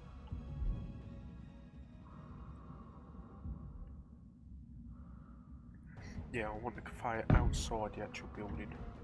See if we ever need to change anything to it. It won't, and it's pressurised, we don't have to worry about that so much. So a lot of people now wondering why I've gone for this particular layout with the T-pieces and just not use junctions. And basically what it is, with every junction you've got 6 services, 8 services, no, 6 services. Energy low. And basically each time the game does an update, it's trying to find where it goes through the conveyor system. Each one of these surfaces will be checked to see where it connects to. And obviously if you're starting to build up multiple conveyor junctions, it starts very slowly eating away at the actual performance. That's why you find that big crafts with loads of conveyor systems generally are really laggy. And it's because there's just too much like junctions going on. That's why on this server I've added the Armco reinforced, like armoured conveyors. So basically it acts like a block. You can keep everything pressurised still, but it's just a standard 90 or T-piece.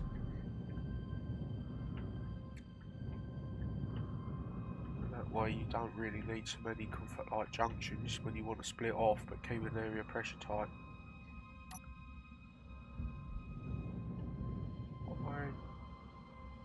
Ideally, I'd like an oxygen tank here as well.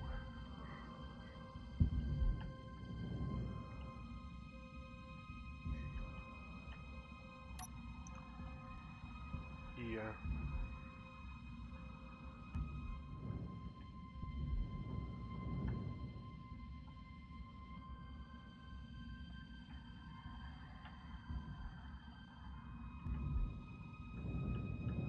We can put 2x2 there and there, carry on with the T's.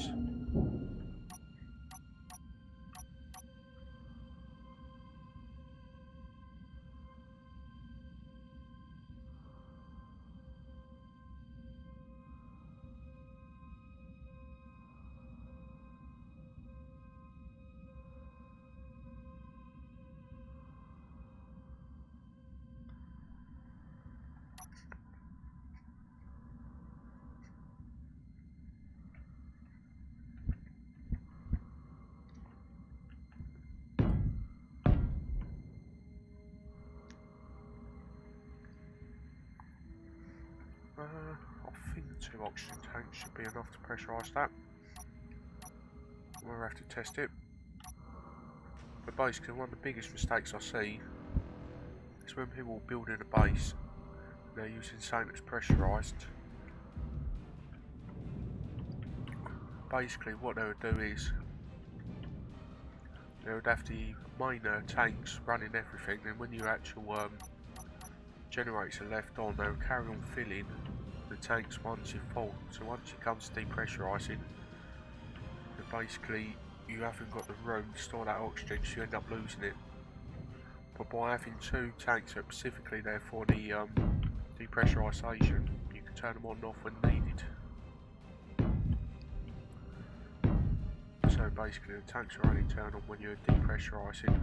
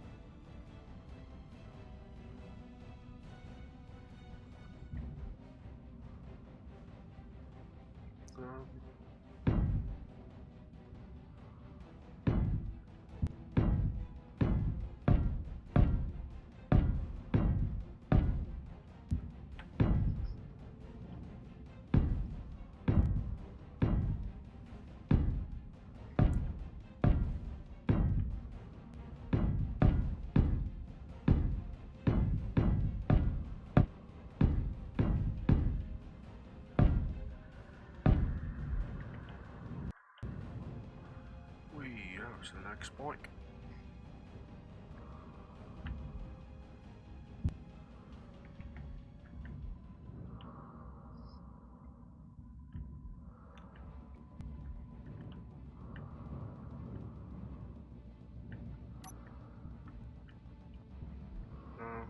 Ideally here, and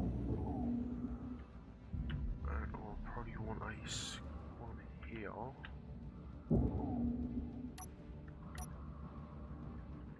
This one will just be a actually, if we use the junction one, that's still airtight, but technically you can still use the sides to draw stuff out. And I want us to put a cargo container there. Yeah.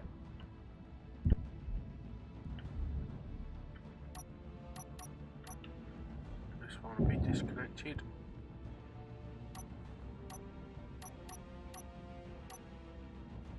And an armoured T.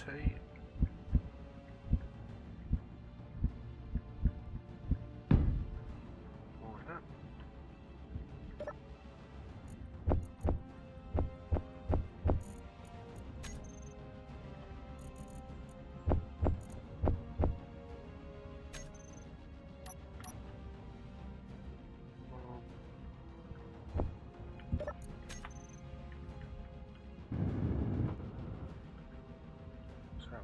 Done.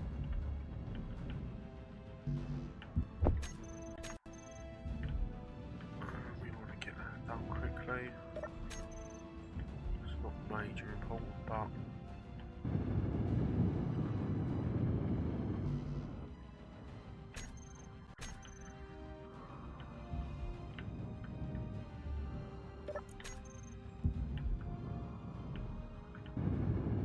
we have an access point to refill the welder, a little bob, and yeah, just beats processing up. Picture. Just keep on going.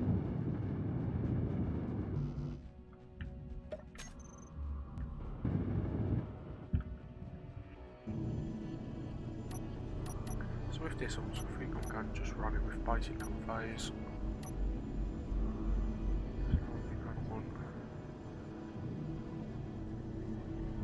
Straight. Oh.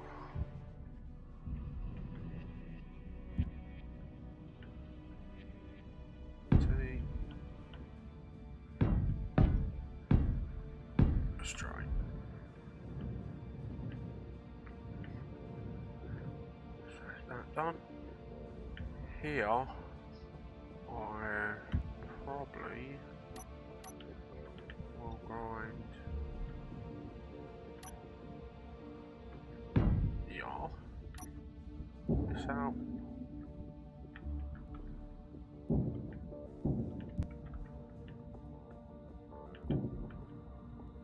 Ooh, no, that is one. I want that.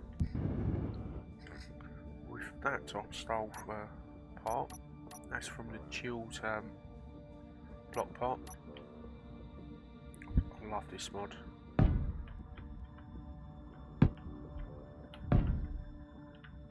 So we've got a pathway that runs all the way through it.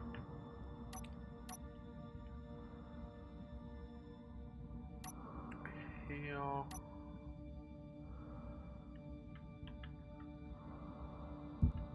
I don't really want a... Yeah, just put a...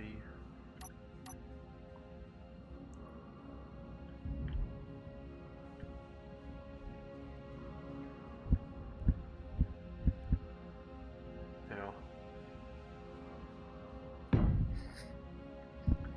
Just make sure that was the right one. Yep. Because sometimes you have the... Yeah, once you place it, it looks the same, it's got the same model. Energy low. Energy low.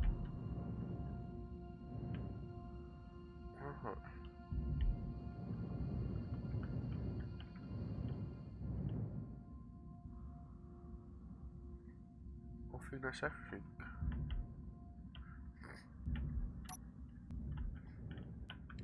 Before we do anything else,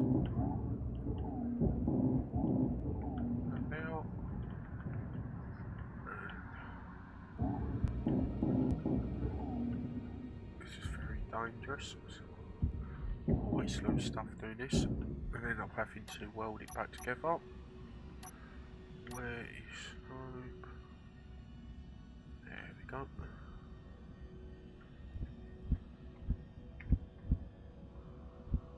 If you can actually see it.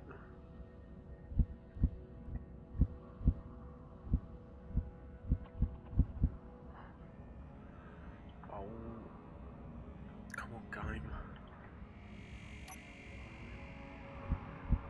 There it is. So that marks where the hand is going to shut.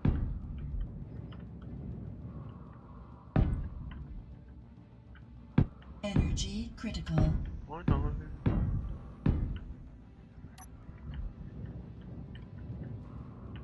Every jumpy little worldie. Come on, Bob. Time to work. That's wrong button.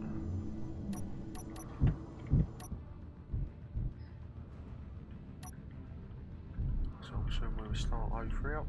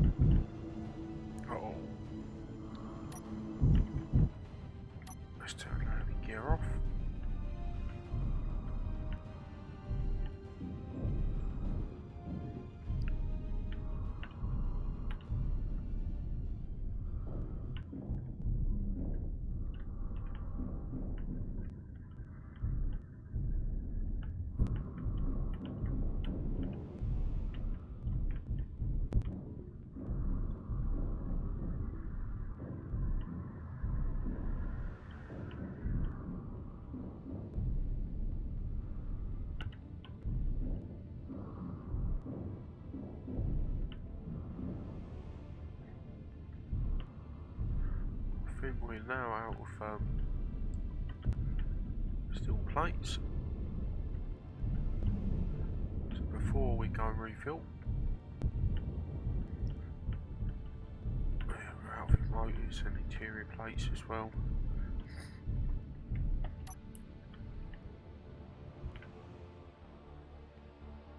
Bob ain't been this light in ages.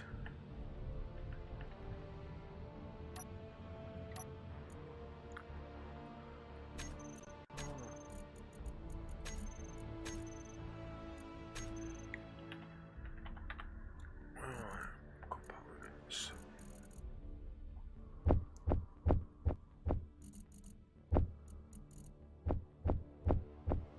You don't need none of that at the moment.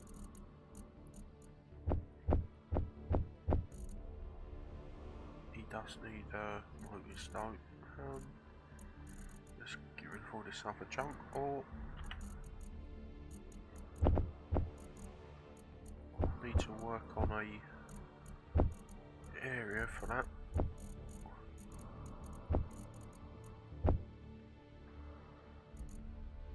I keep dumping all the organics and stuff into the container, but I haven't got anything to process it.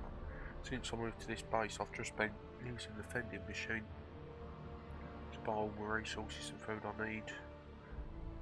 Right. TTT. Player. Can't go through the small conveyors. Fair enough. Right. Ship. Components. So basically, with this here, easiest way to describe it, if I take, there you go, ingot here, and I try dragging it to that cargo container, it won't move. If I try taking the component from there, that's not going really right, that won't work, but yeah. But basically, I have the filters mod on, and basically the filters mod for cargo containers allows you to set basically whitelist and blacklists for what can be stored in that container. I find it's a quick, easy way to sort out everything you need, but without having scripts rearranging everything for you. So I'm going to need all of them.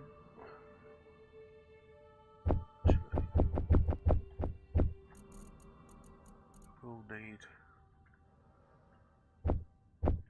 yep, I'm going to need 200, 300, 100, some of them, some of them, some of them. We'll do the same here. 2, 3, 1, 4, 5, 5. If we get a couple then. A couple of them. Just get the rest in still place. I still don't think we've got enough, but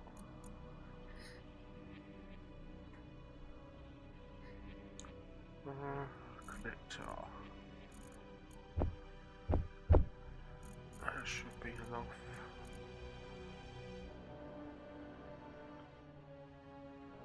I can't remember if we need metal grids for the blast doors, so I'll grab 200 just in case. 150. Yeah, that should be enough. We'll get some girders just to be on the safe side. Right, oh, got loads of stuff now, but just to be on the safe side, we'll add 2,000 of you, another 4 of you, maybe 1,000 of you, couple of them, yeah. That should be enough in a minute. Oh, she's heavy.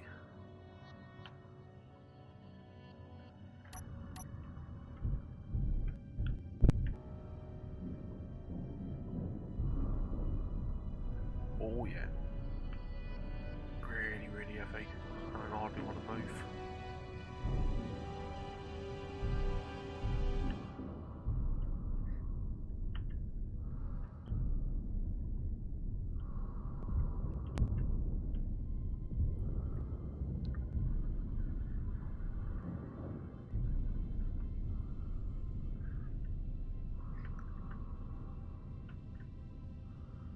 Oh, come on, you can do it. Yay.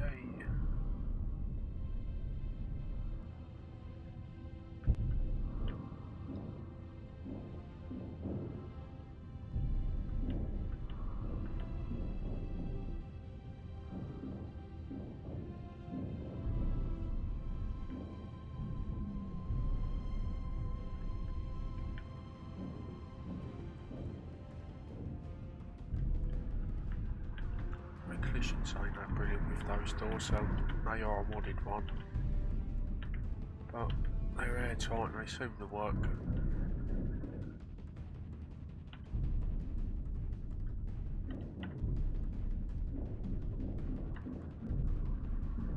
Stop, stop, stop. Oh, yeah.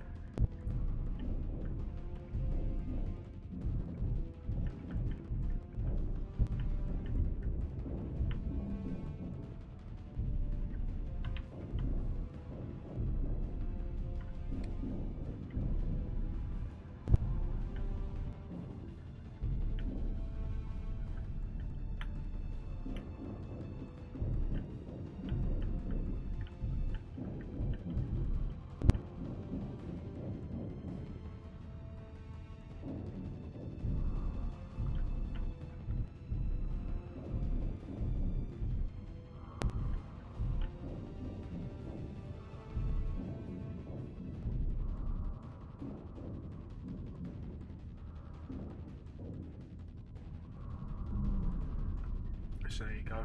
The model updated and the collision hit me from the door. It don't matter. We're in a safe zone, so I can't technically take damage, but can has its ways.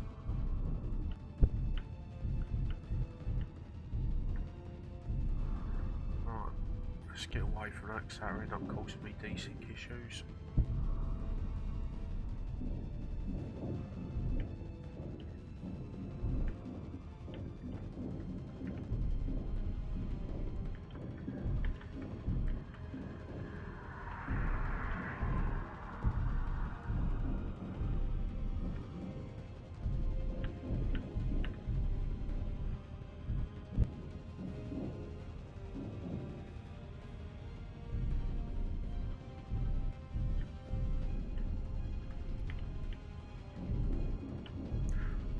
Remember, anyone who's looking to play online, it's a 5-point possible multiplayer. It is a copy of Splitsie's one, basically, his scenario from the workshop, with permission from himself and other mod authors that we're using. I've basically put this server together. You can find the links in the description. Basically all you need to do is just come over to Splitsie's Discord channel. We're in the community server chat area, and anyone's welcome to join. It's a little bit quiet tonight, but usually there's an active community between 4 to 6 active players.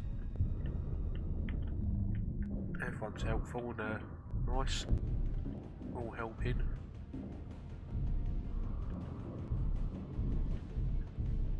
It's not particularly a PvP server though, it's just more casual fighting the Reavers and that. It's just more of a challenge, just being on the surface, surviving, if anything.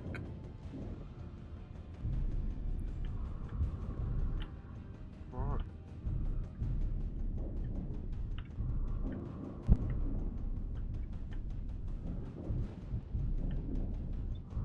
And if you haven't seen Splitsie Survival Impossible, I recommend doing it. It's a great show. He's put a lot of work into it. He's by far definitely the best YouTube channel for space engineers.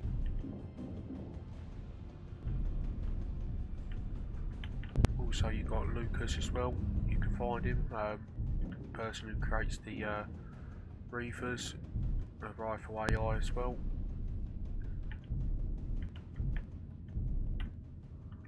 Oh, I made a mistake now. That's fine.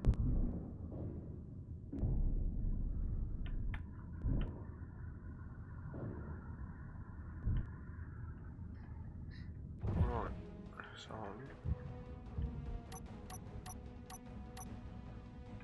if I get lost, so when I come in here, that one is a fen, that should be a fen, that should be an armour block, that should be an armour block.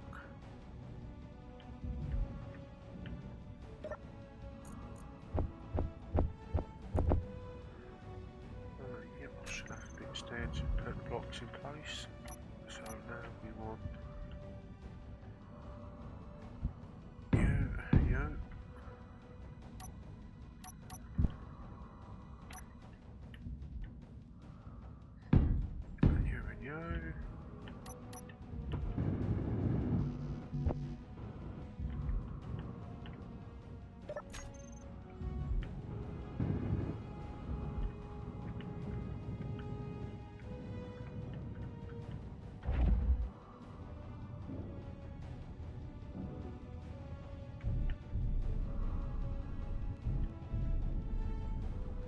Still very, very heavy.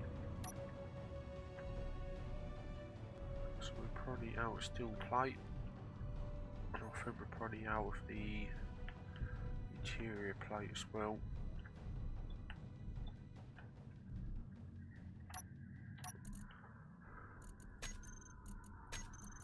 We've got interior plate, right, we're out of motors.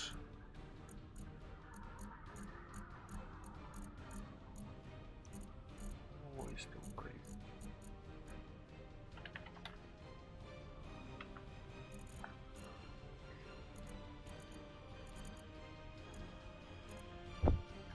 Yeah, we'll take them. Don't probably need to both them. Yep, no, not motors. All the grids are gone, so we'll take more of them. Construction components I couldn't see any.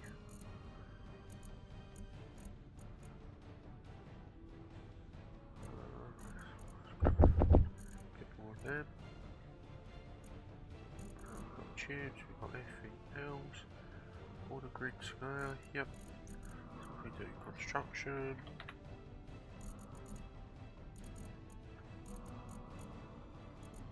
Leave them there on that ship. Here we go, jackpot. And I believe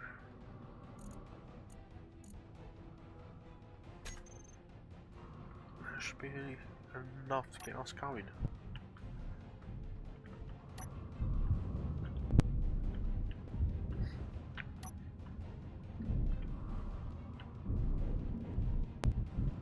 I have no idea what that crackling noise is, see if you can hear it.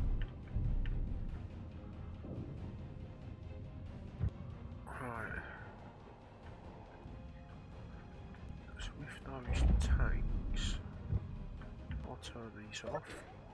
Oh, don't air them.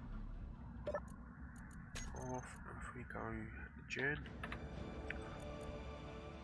Off. They're off.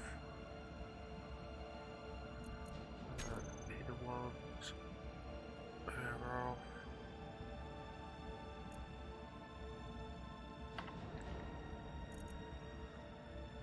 Alright, they're all off. Good.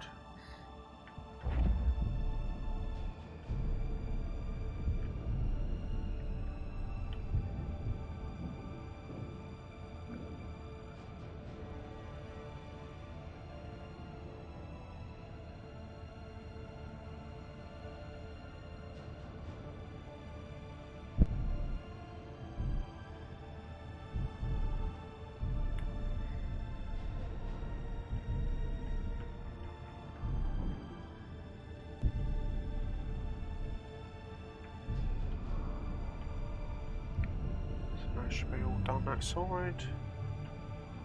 Let's just give it a little check over. We have all grey lights there, so they're all sealed. Other underneath's all sealed.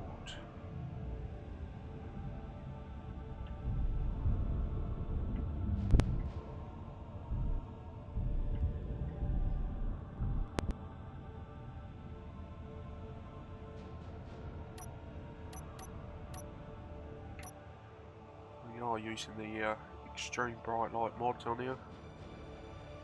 I particularly like the mod, but the power cost on it's a little bit over the top. I think the small light runs around 30 kilowatts.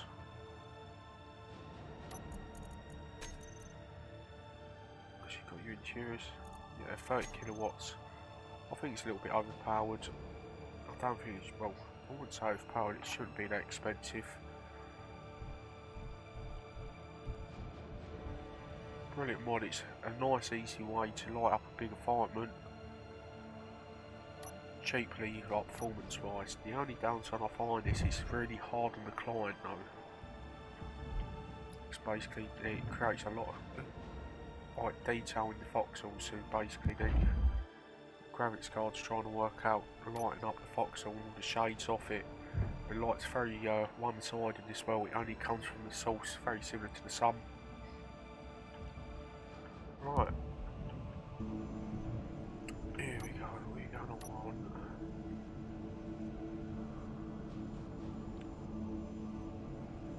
a control panel.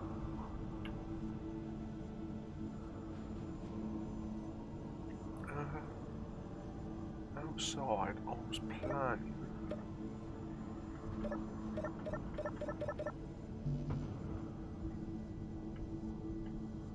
alright.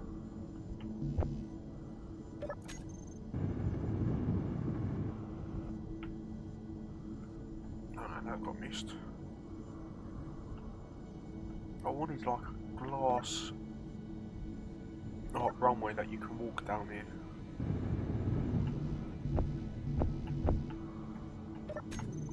Preferably airtight, because up here I want like more building area and stuff. Be nice if we could come through one of these doors. Oh, shame it's that still.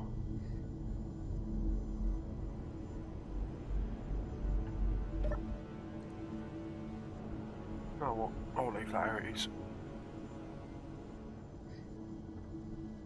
I was just going to glass it off and have it so you can go inside, depressurise it, but never mind.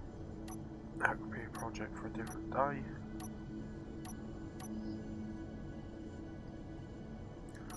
Right, so we want barrel, we want one of them.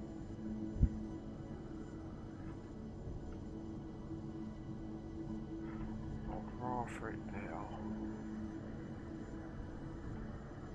Always find you end up crashing into it.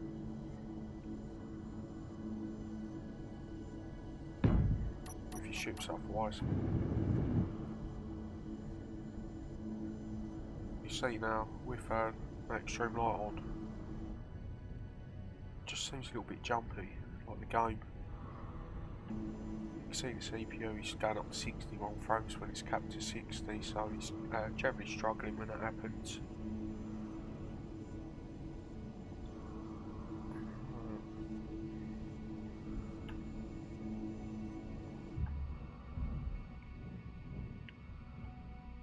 Right, these should be all other doors.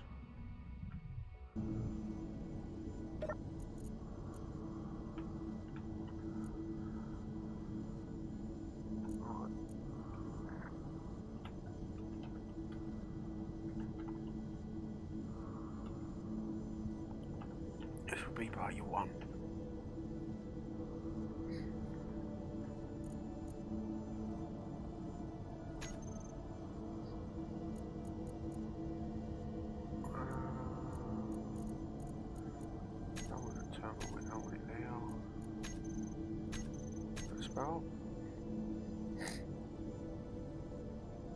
Ooh, challenge. Let's see if we can set this up, get the door open and the fence going before I die. So if we have open close, then we can have a fence. Oops. 2, 1, 2, 3, 4, 5, 6. Oh, they're working. I survived. Yay.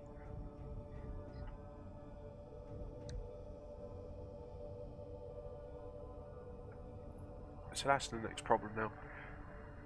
I want a time block. So when I hit that button, it won't obviously do it this time.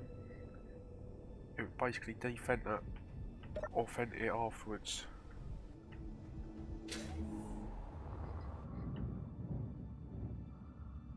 So if I come to these,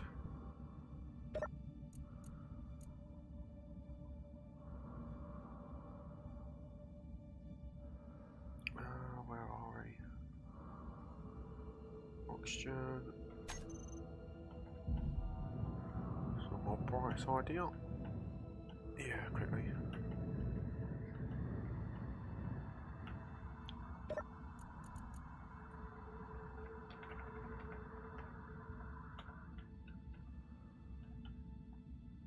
And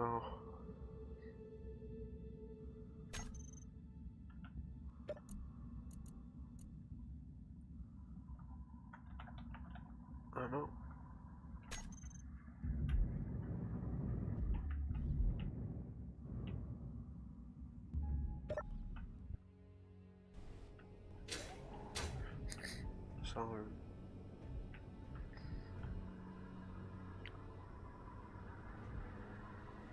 if we use this, if we do oxy tanks, so they're the Hannahs. If I go from you to you, all off, you off. They're already off. I'll turn them off to save energy. Turn these on.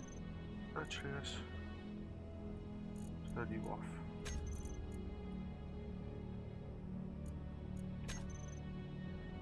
Now, if we TTT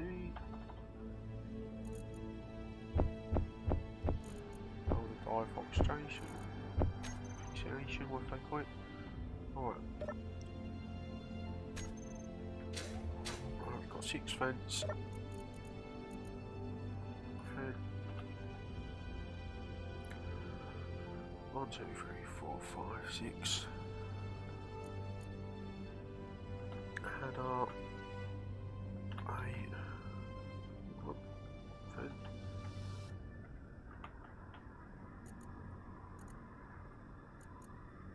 So now I'll do header. 8. 1. Control copy.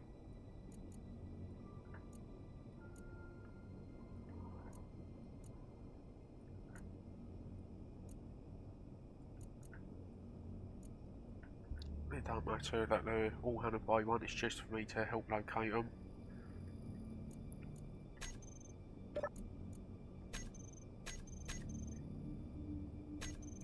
So, if I go side, groups,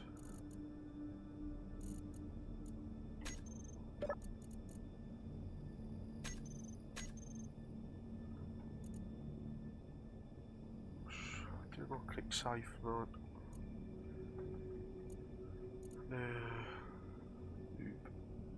Right, Hannah Bay 1. So that's them 4. Hannah Bay fence.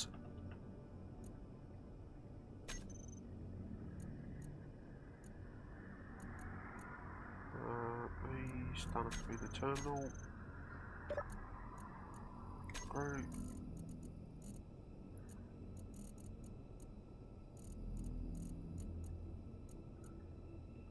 Right, I've got something else selected in with them, I believe, so let's just open that up.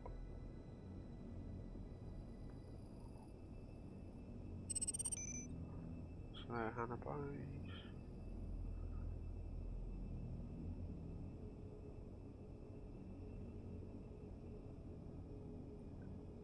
Yeah, silly game. So, groups, Now it should have an image of a fan. Depressurised, depressurised. Now I want to select the oxygen tanks. What I had left off. Right, number top one is on. Action failed.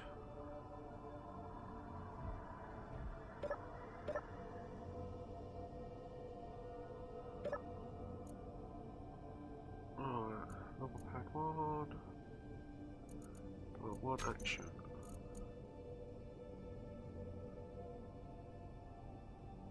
Depressurize. On off. Oh, I'll just set that to the wrong button as well, I believe.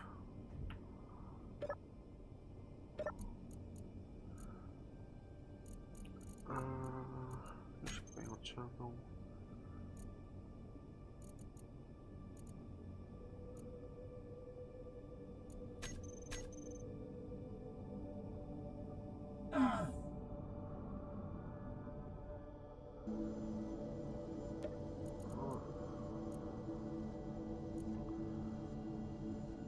Down, me down.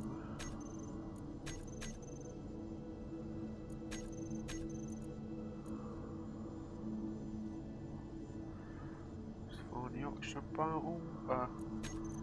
Tank. 3%. Not much air at all. Oh no, I was wrong. 7%, so. Right.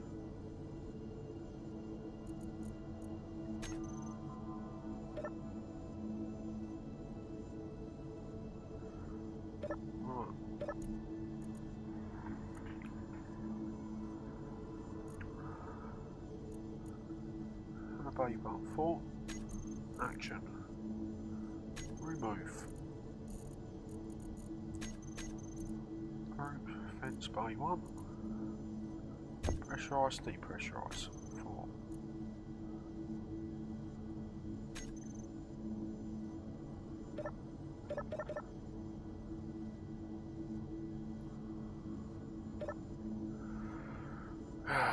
Stupid game. Oh. Good job we weren't vented.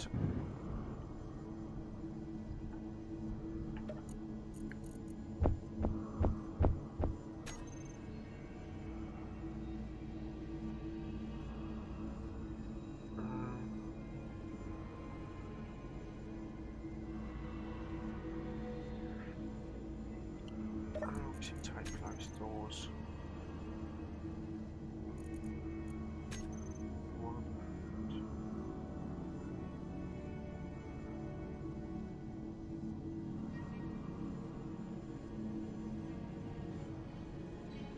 And 10 seconds. 2 time blocks.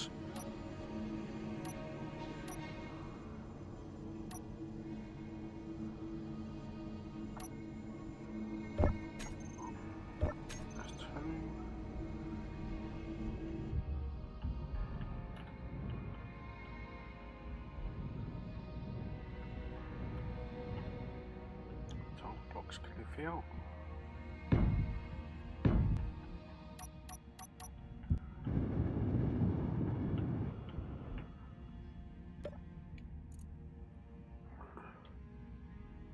Top a block and door open.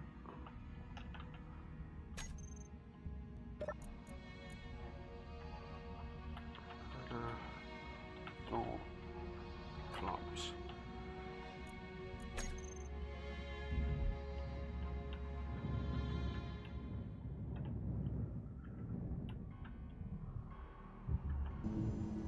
So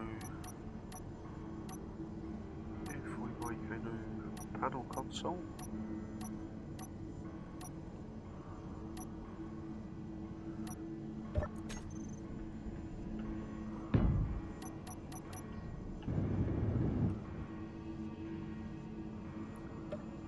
bottom one will activate timer block.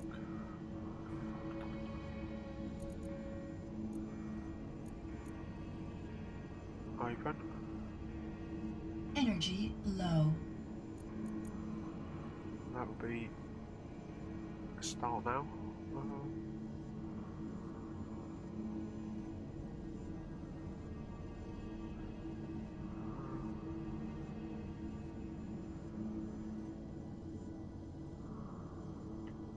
Just trying to remember a way to do it correctly.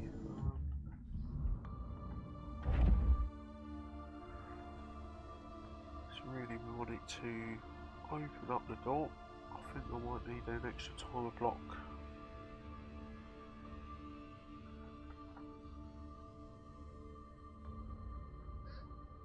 Yeah.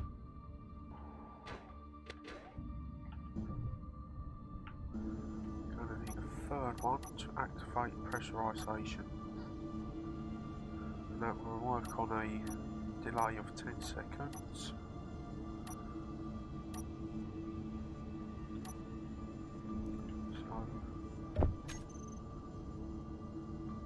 Something tells me.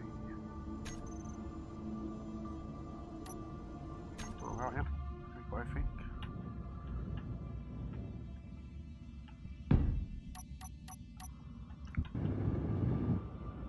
This will be Hannah Bay.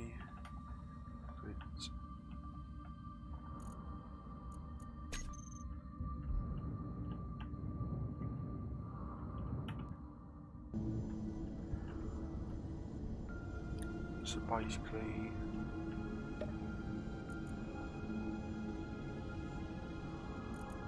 this finds timer blocks. Bay fence, let's put it on a, yeah, we'll try a 10-second delay. I think that's going to be enough.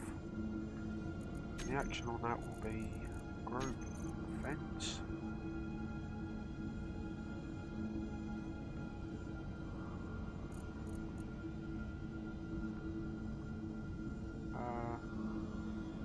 Depressurize on and off.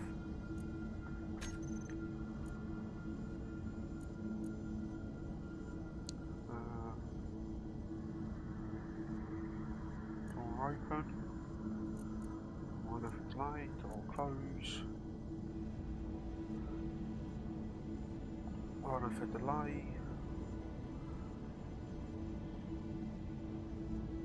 Yes, it will.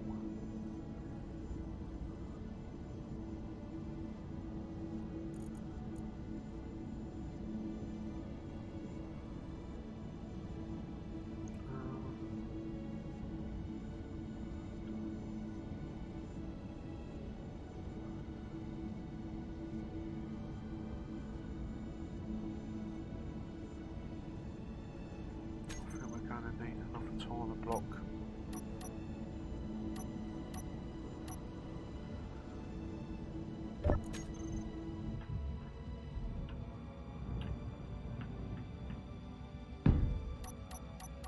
There probably is a more efficient way of doing it, but I'm not really experienced with these.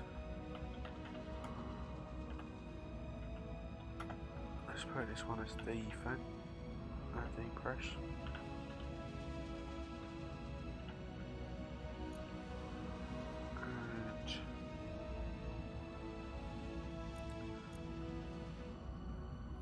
This is bay press.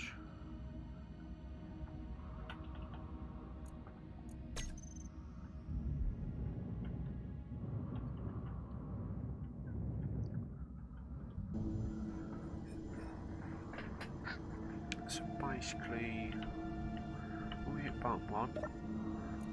Button 1 will hit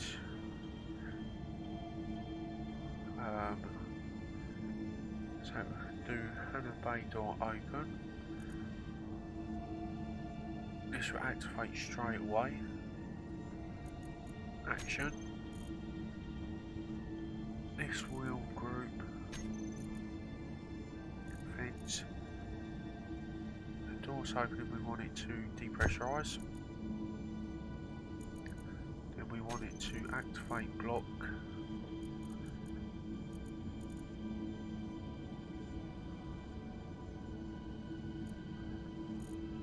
I've just done it the wrong way.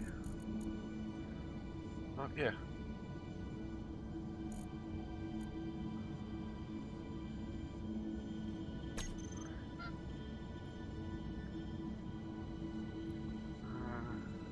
Door open. So no, bump one will be depressurise.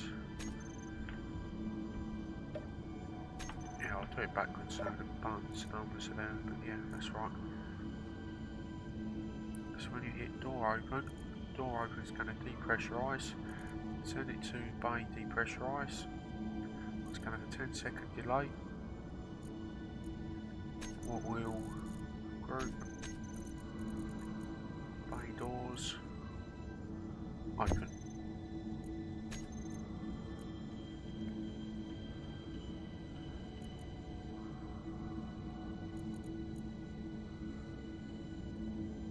And with this one,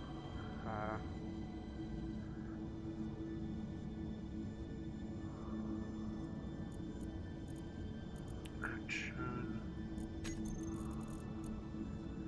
So it's going to start defending. It's on the block.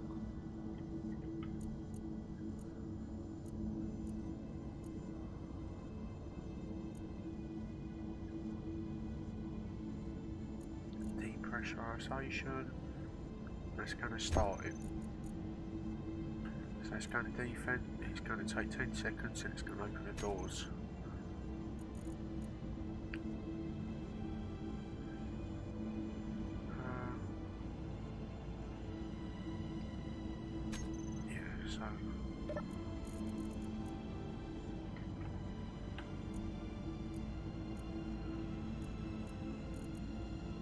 Open door. That will be a trigger now. And the other end we're going to have to close. It don't particularly matter as much with the close because the fence won't open, re-fend if the door's open, so it's basically it will detect that there's an opening, but door closed.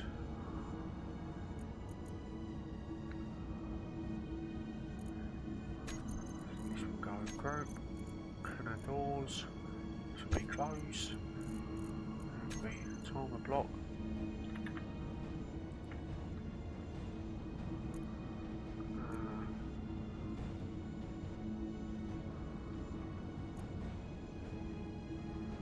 Pressurize. Trigger.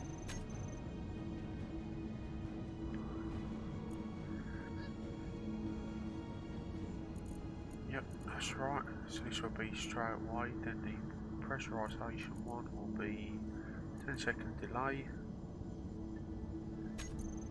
This will be groups on. Yep.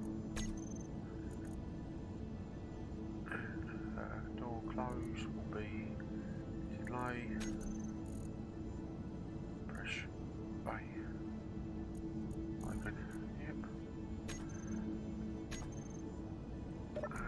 So this will be close. Timer. Yep, close. That would be a trigger now. So doors are closing.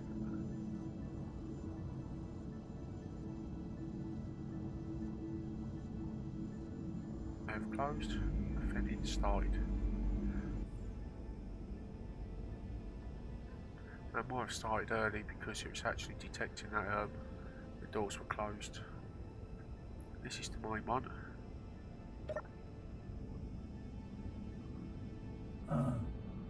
Depressurising. Depressurised. Doors open. Lovely.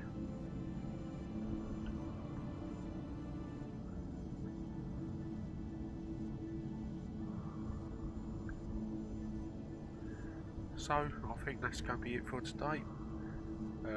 Energy We've got quite a bit low. done. We have a new Hannah. So we can start working on new stuff. Tomorrow, I'll probably, after work, I'll probably carry on extending it down this way. I'll probably get some tubing, glass tubing, so you can run through there. We'll probably open up into like another little area here, similar to what we've got down here. But yeah, that's it for this time. Thank you, and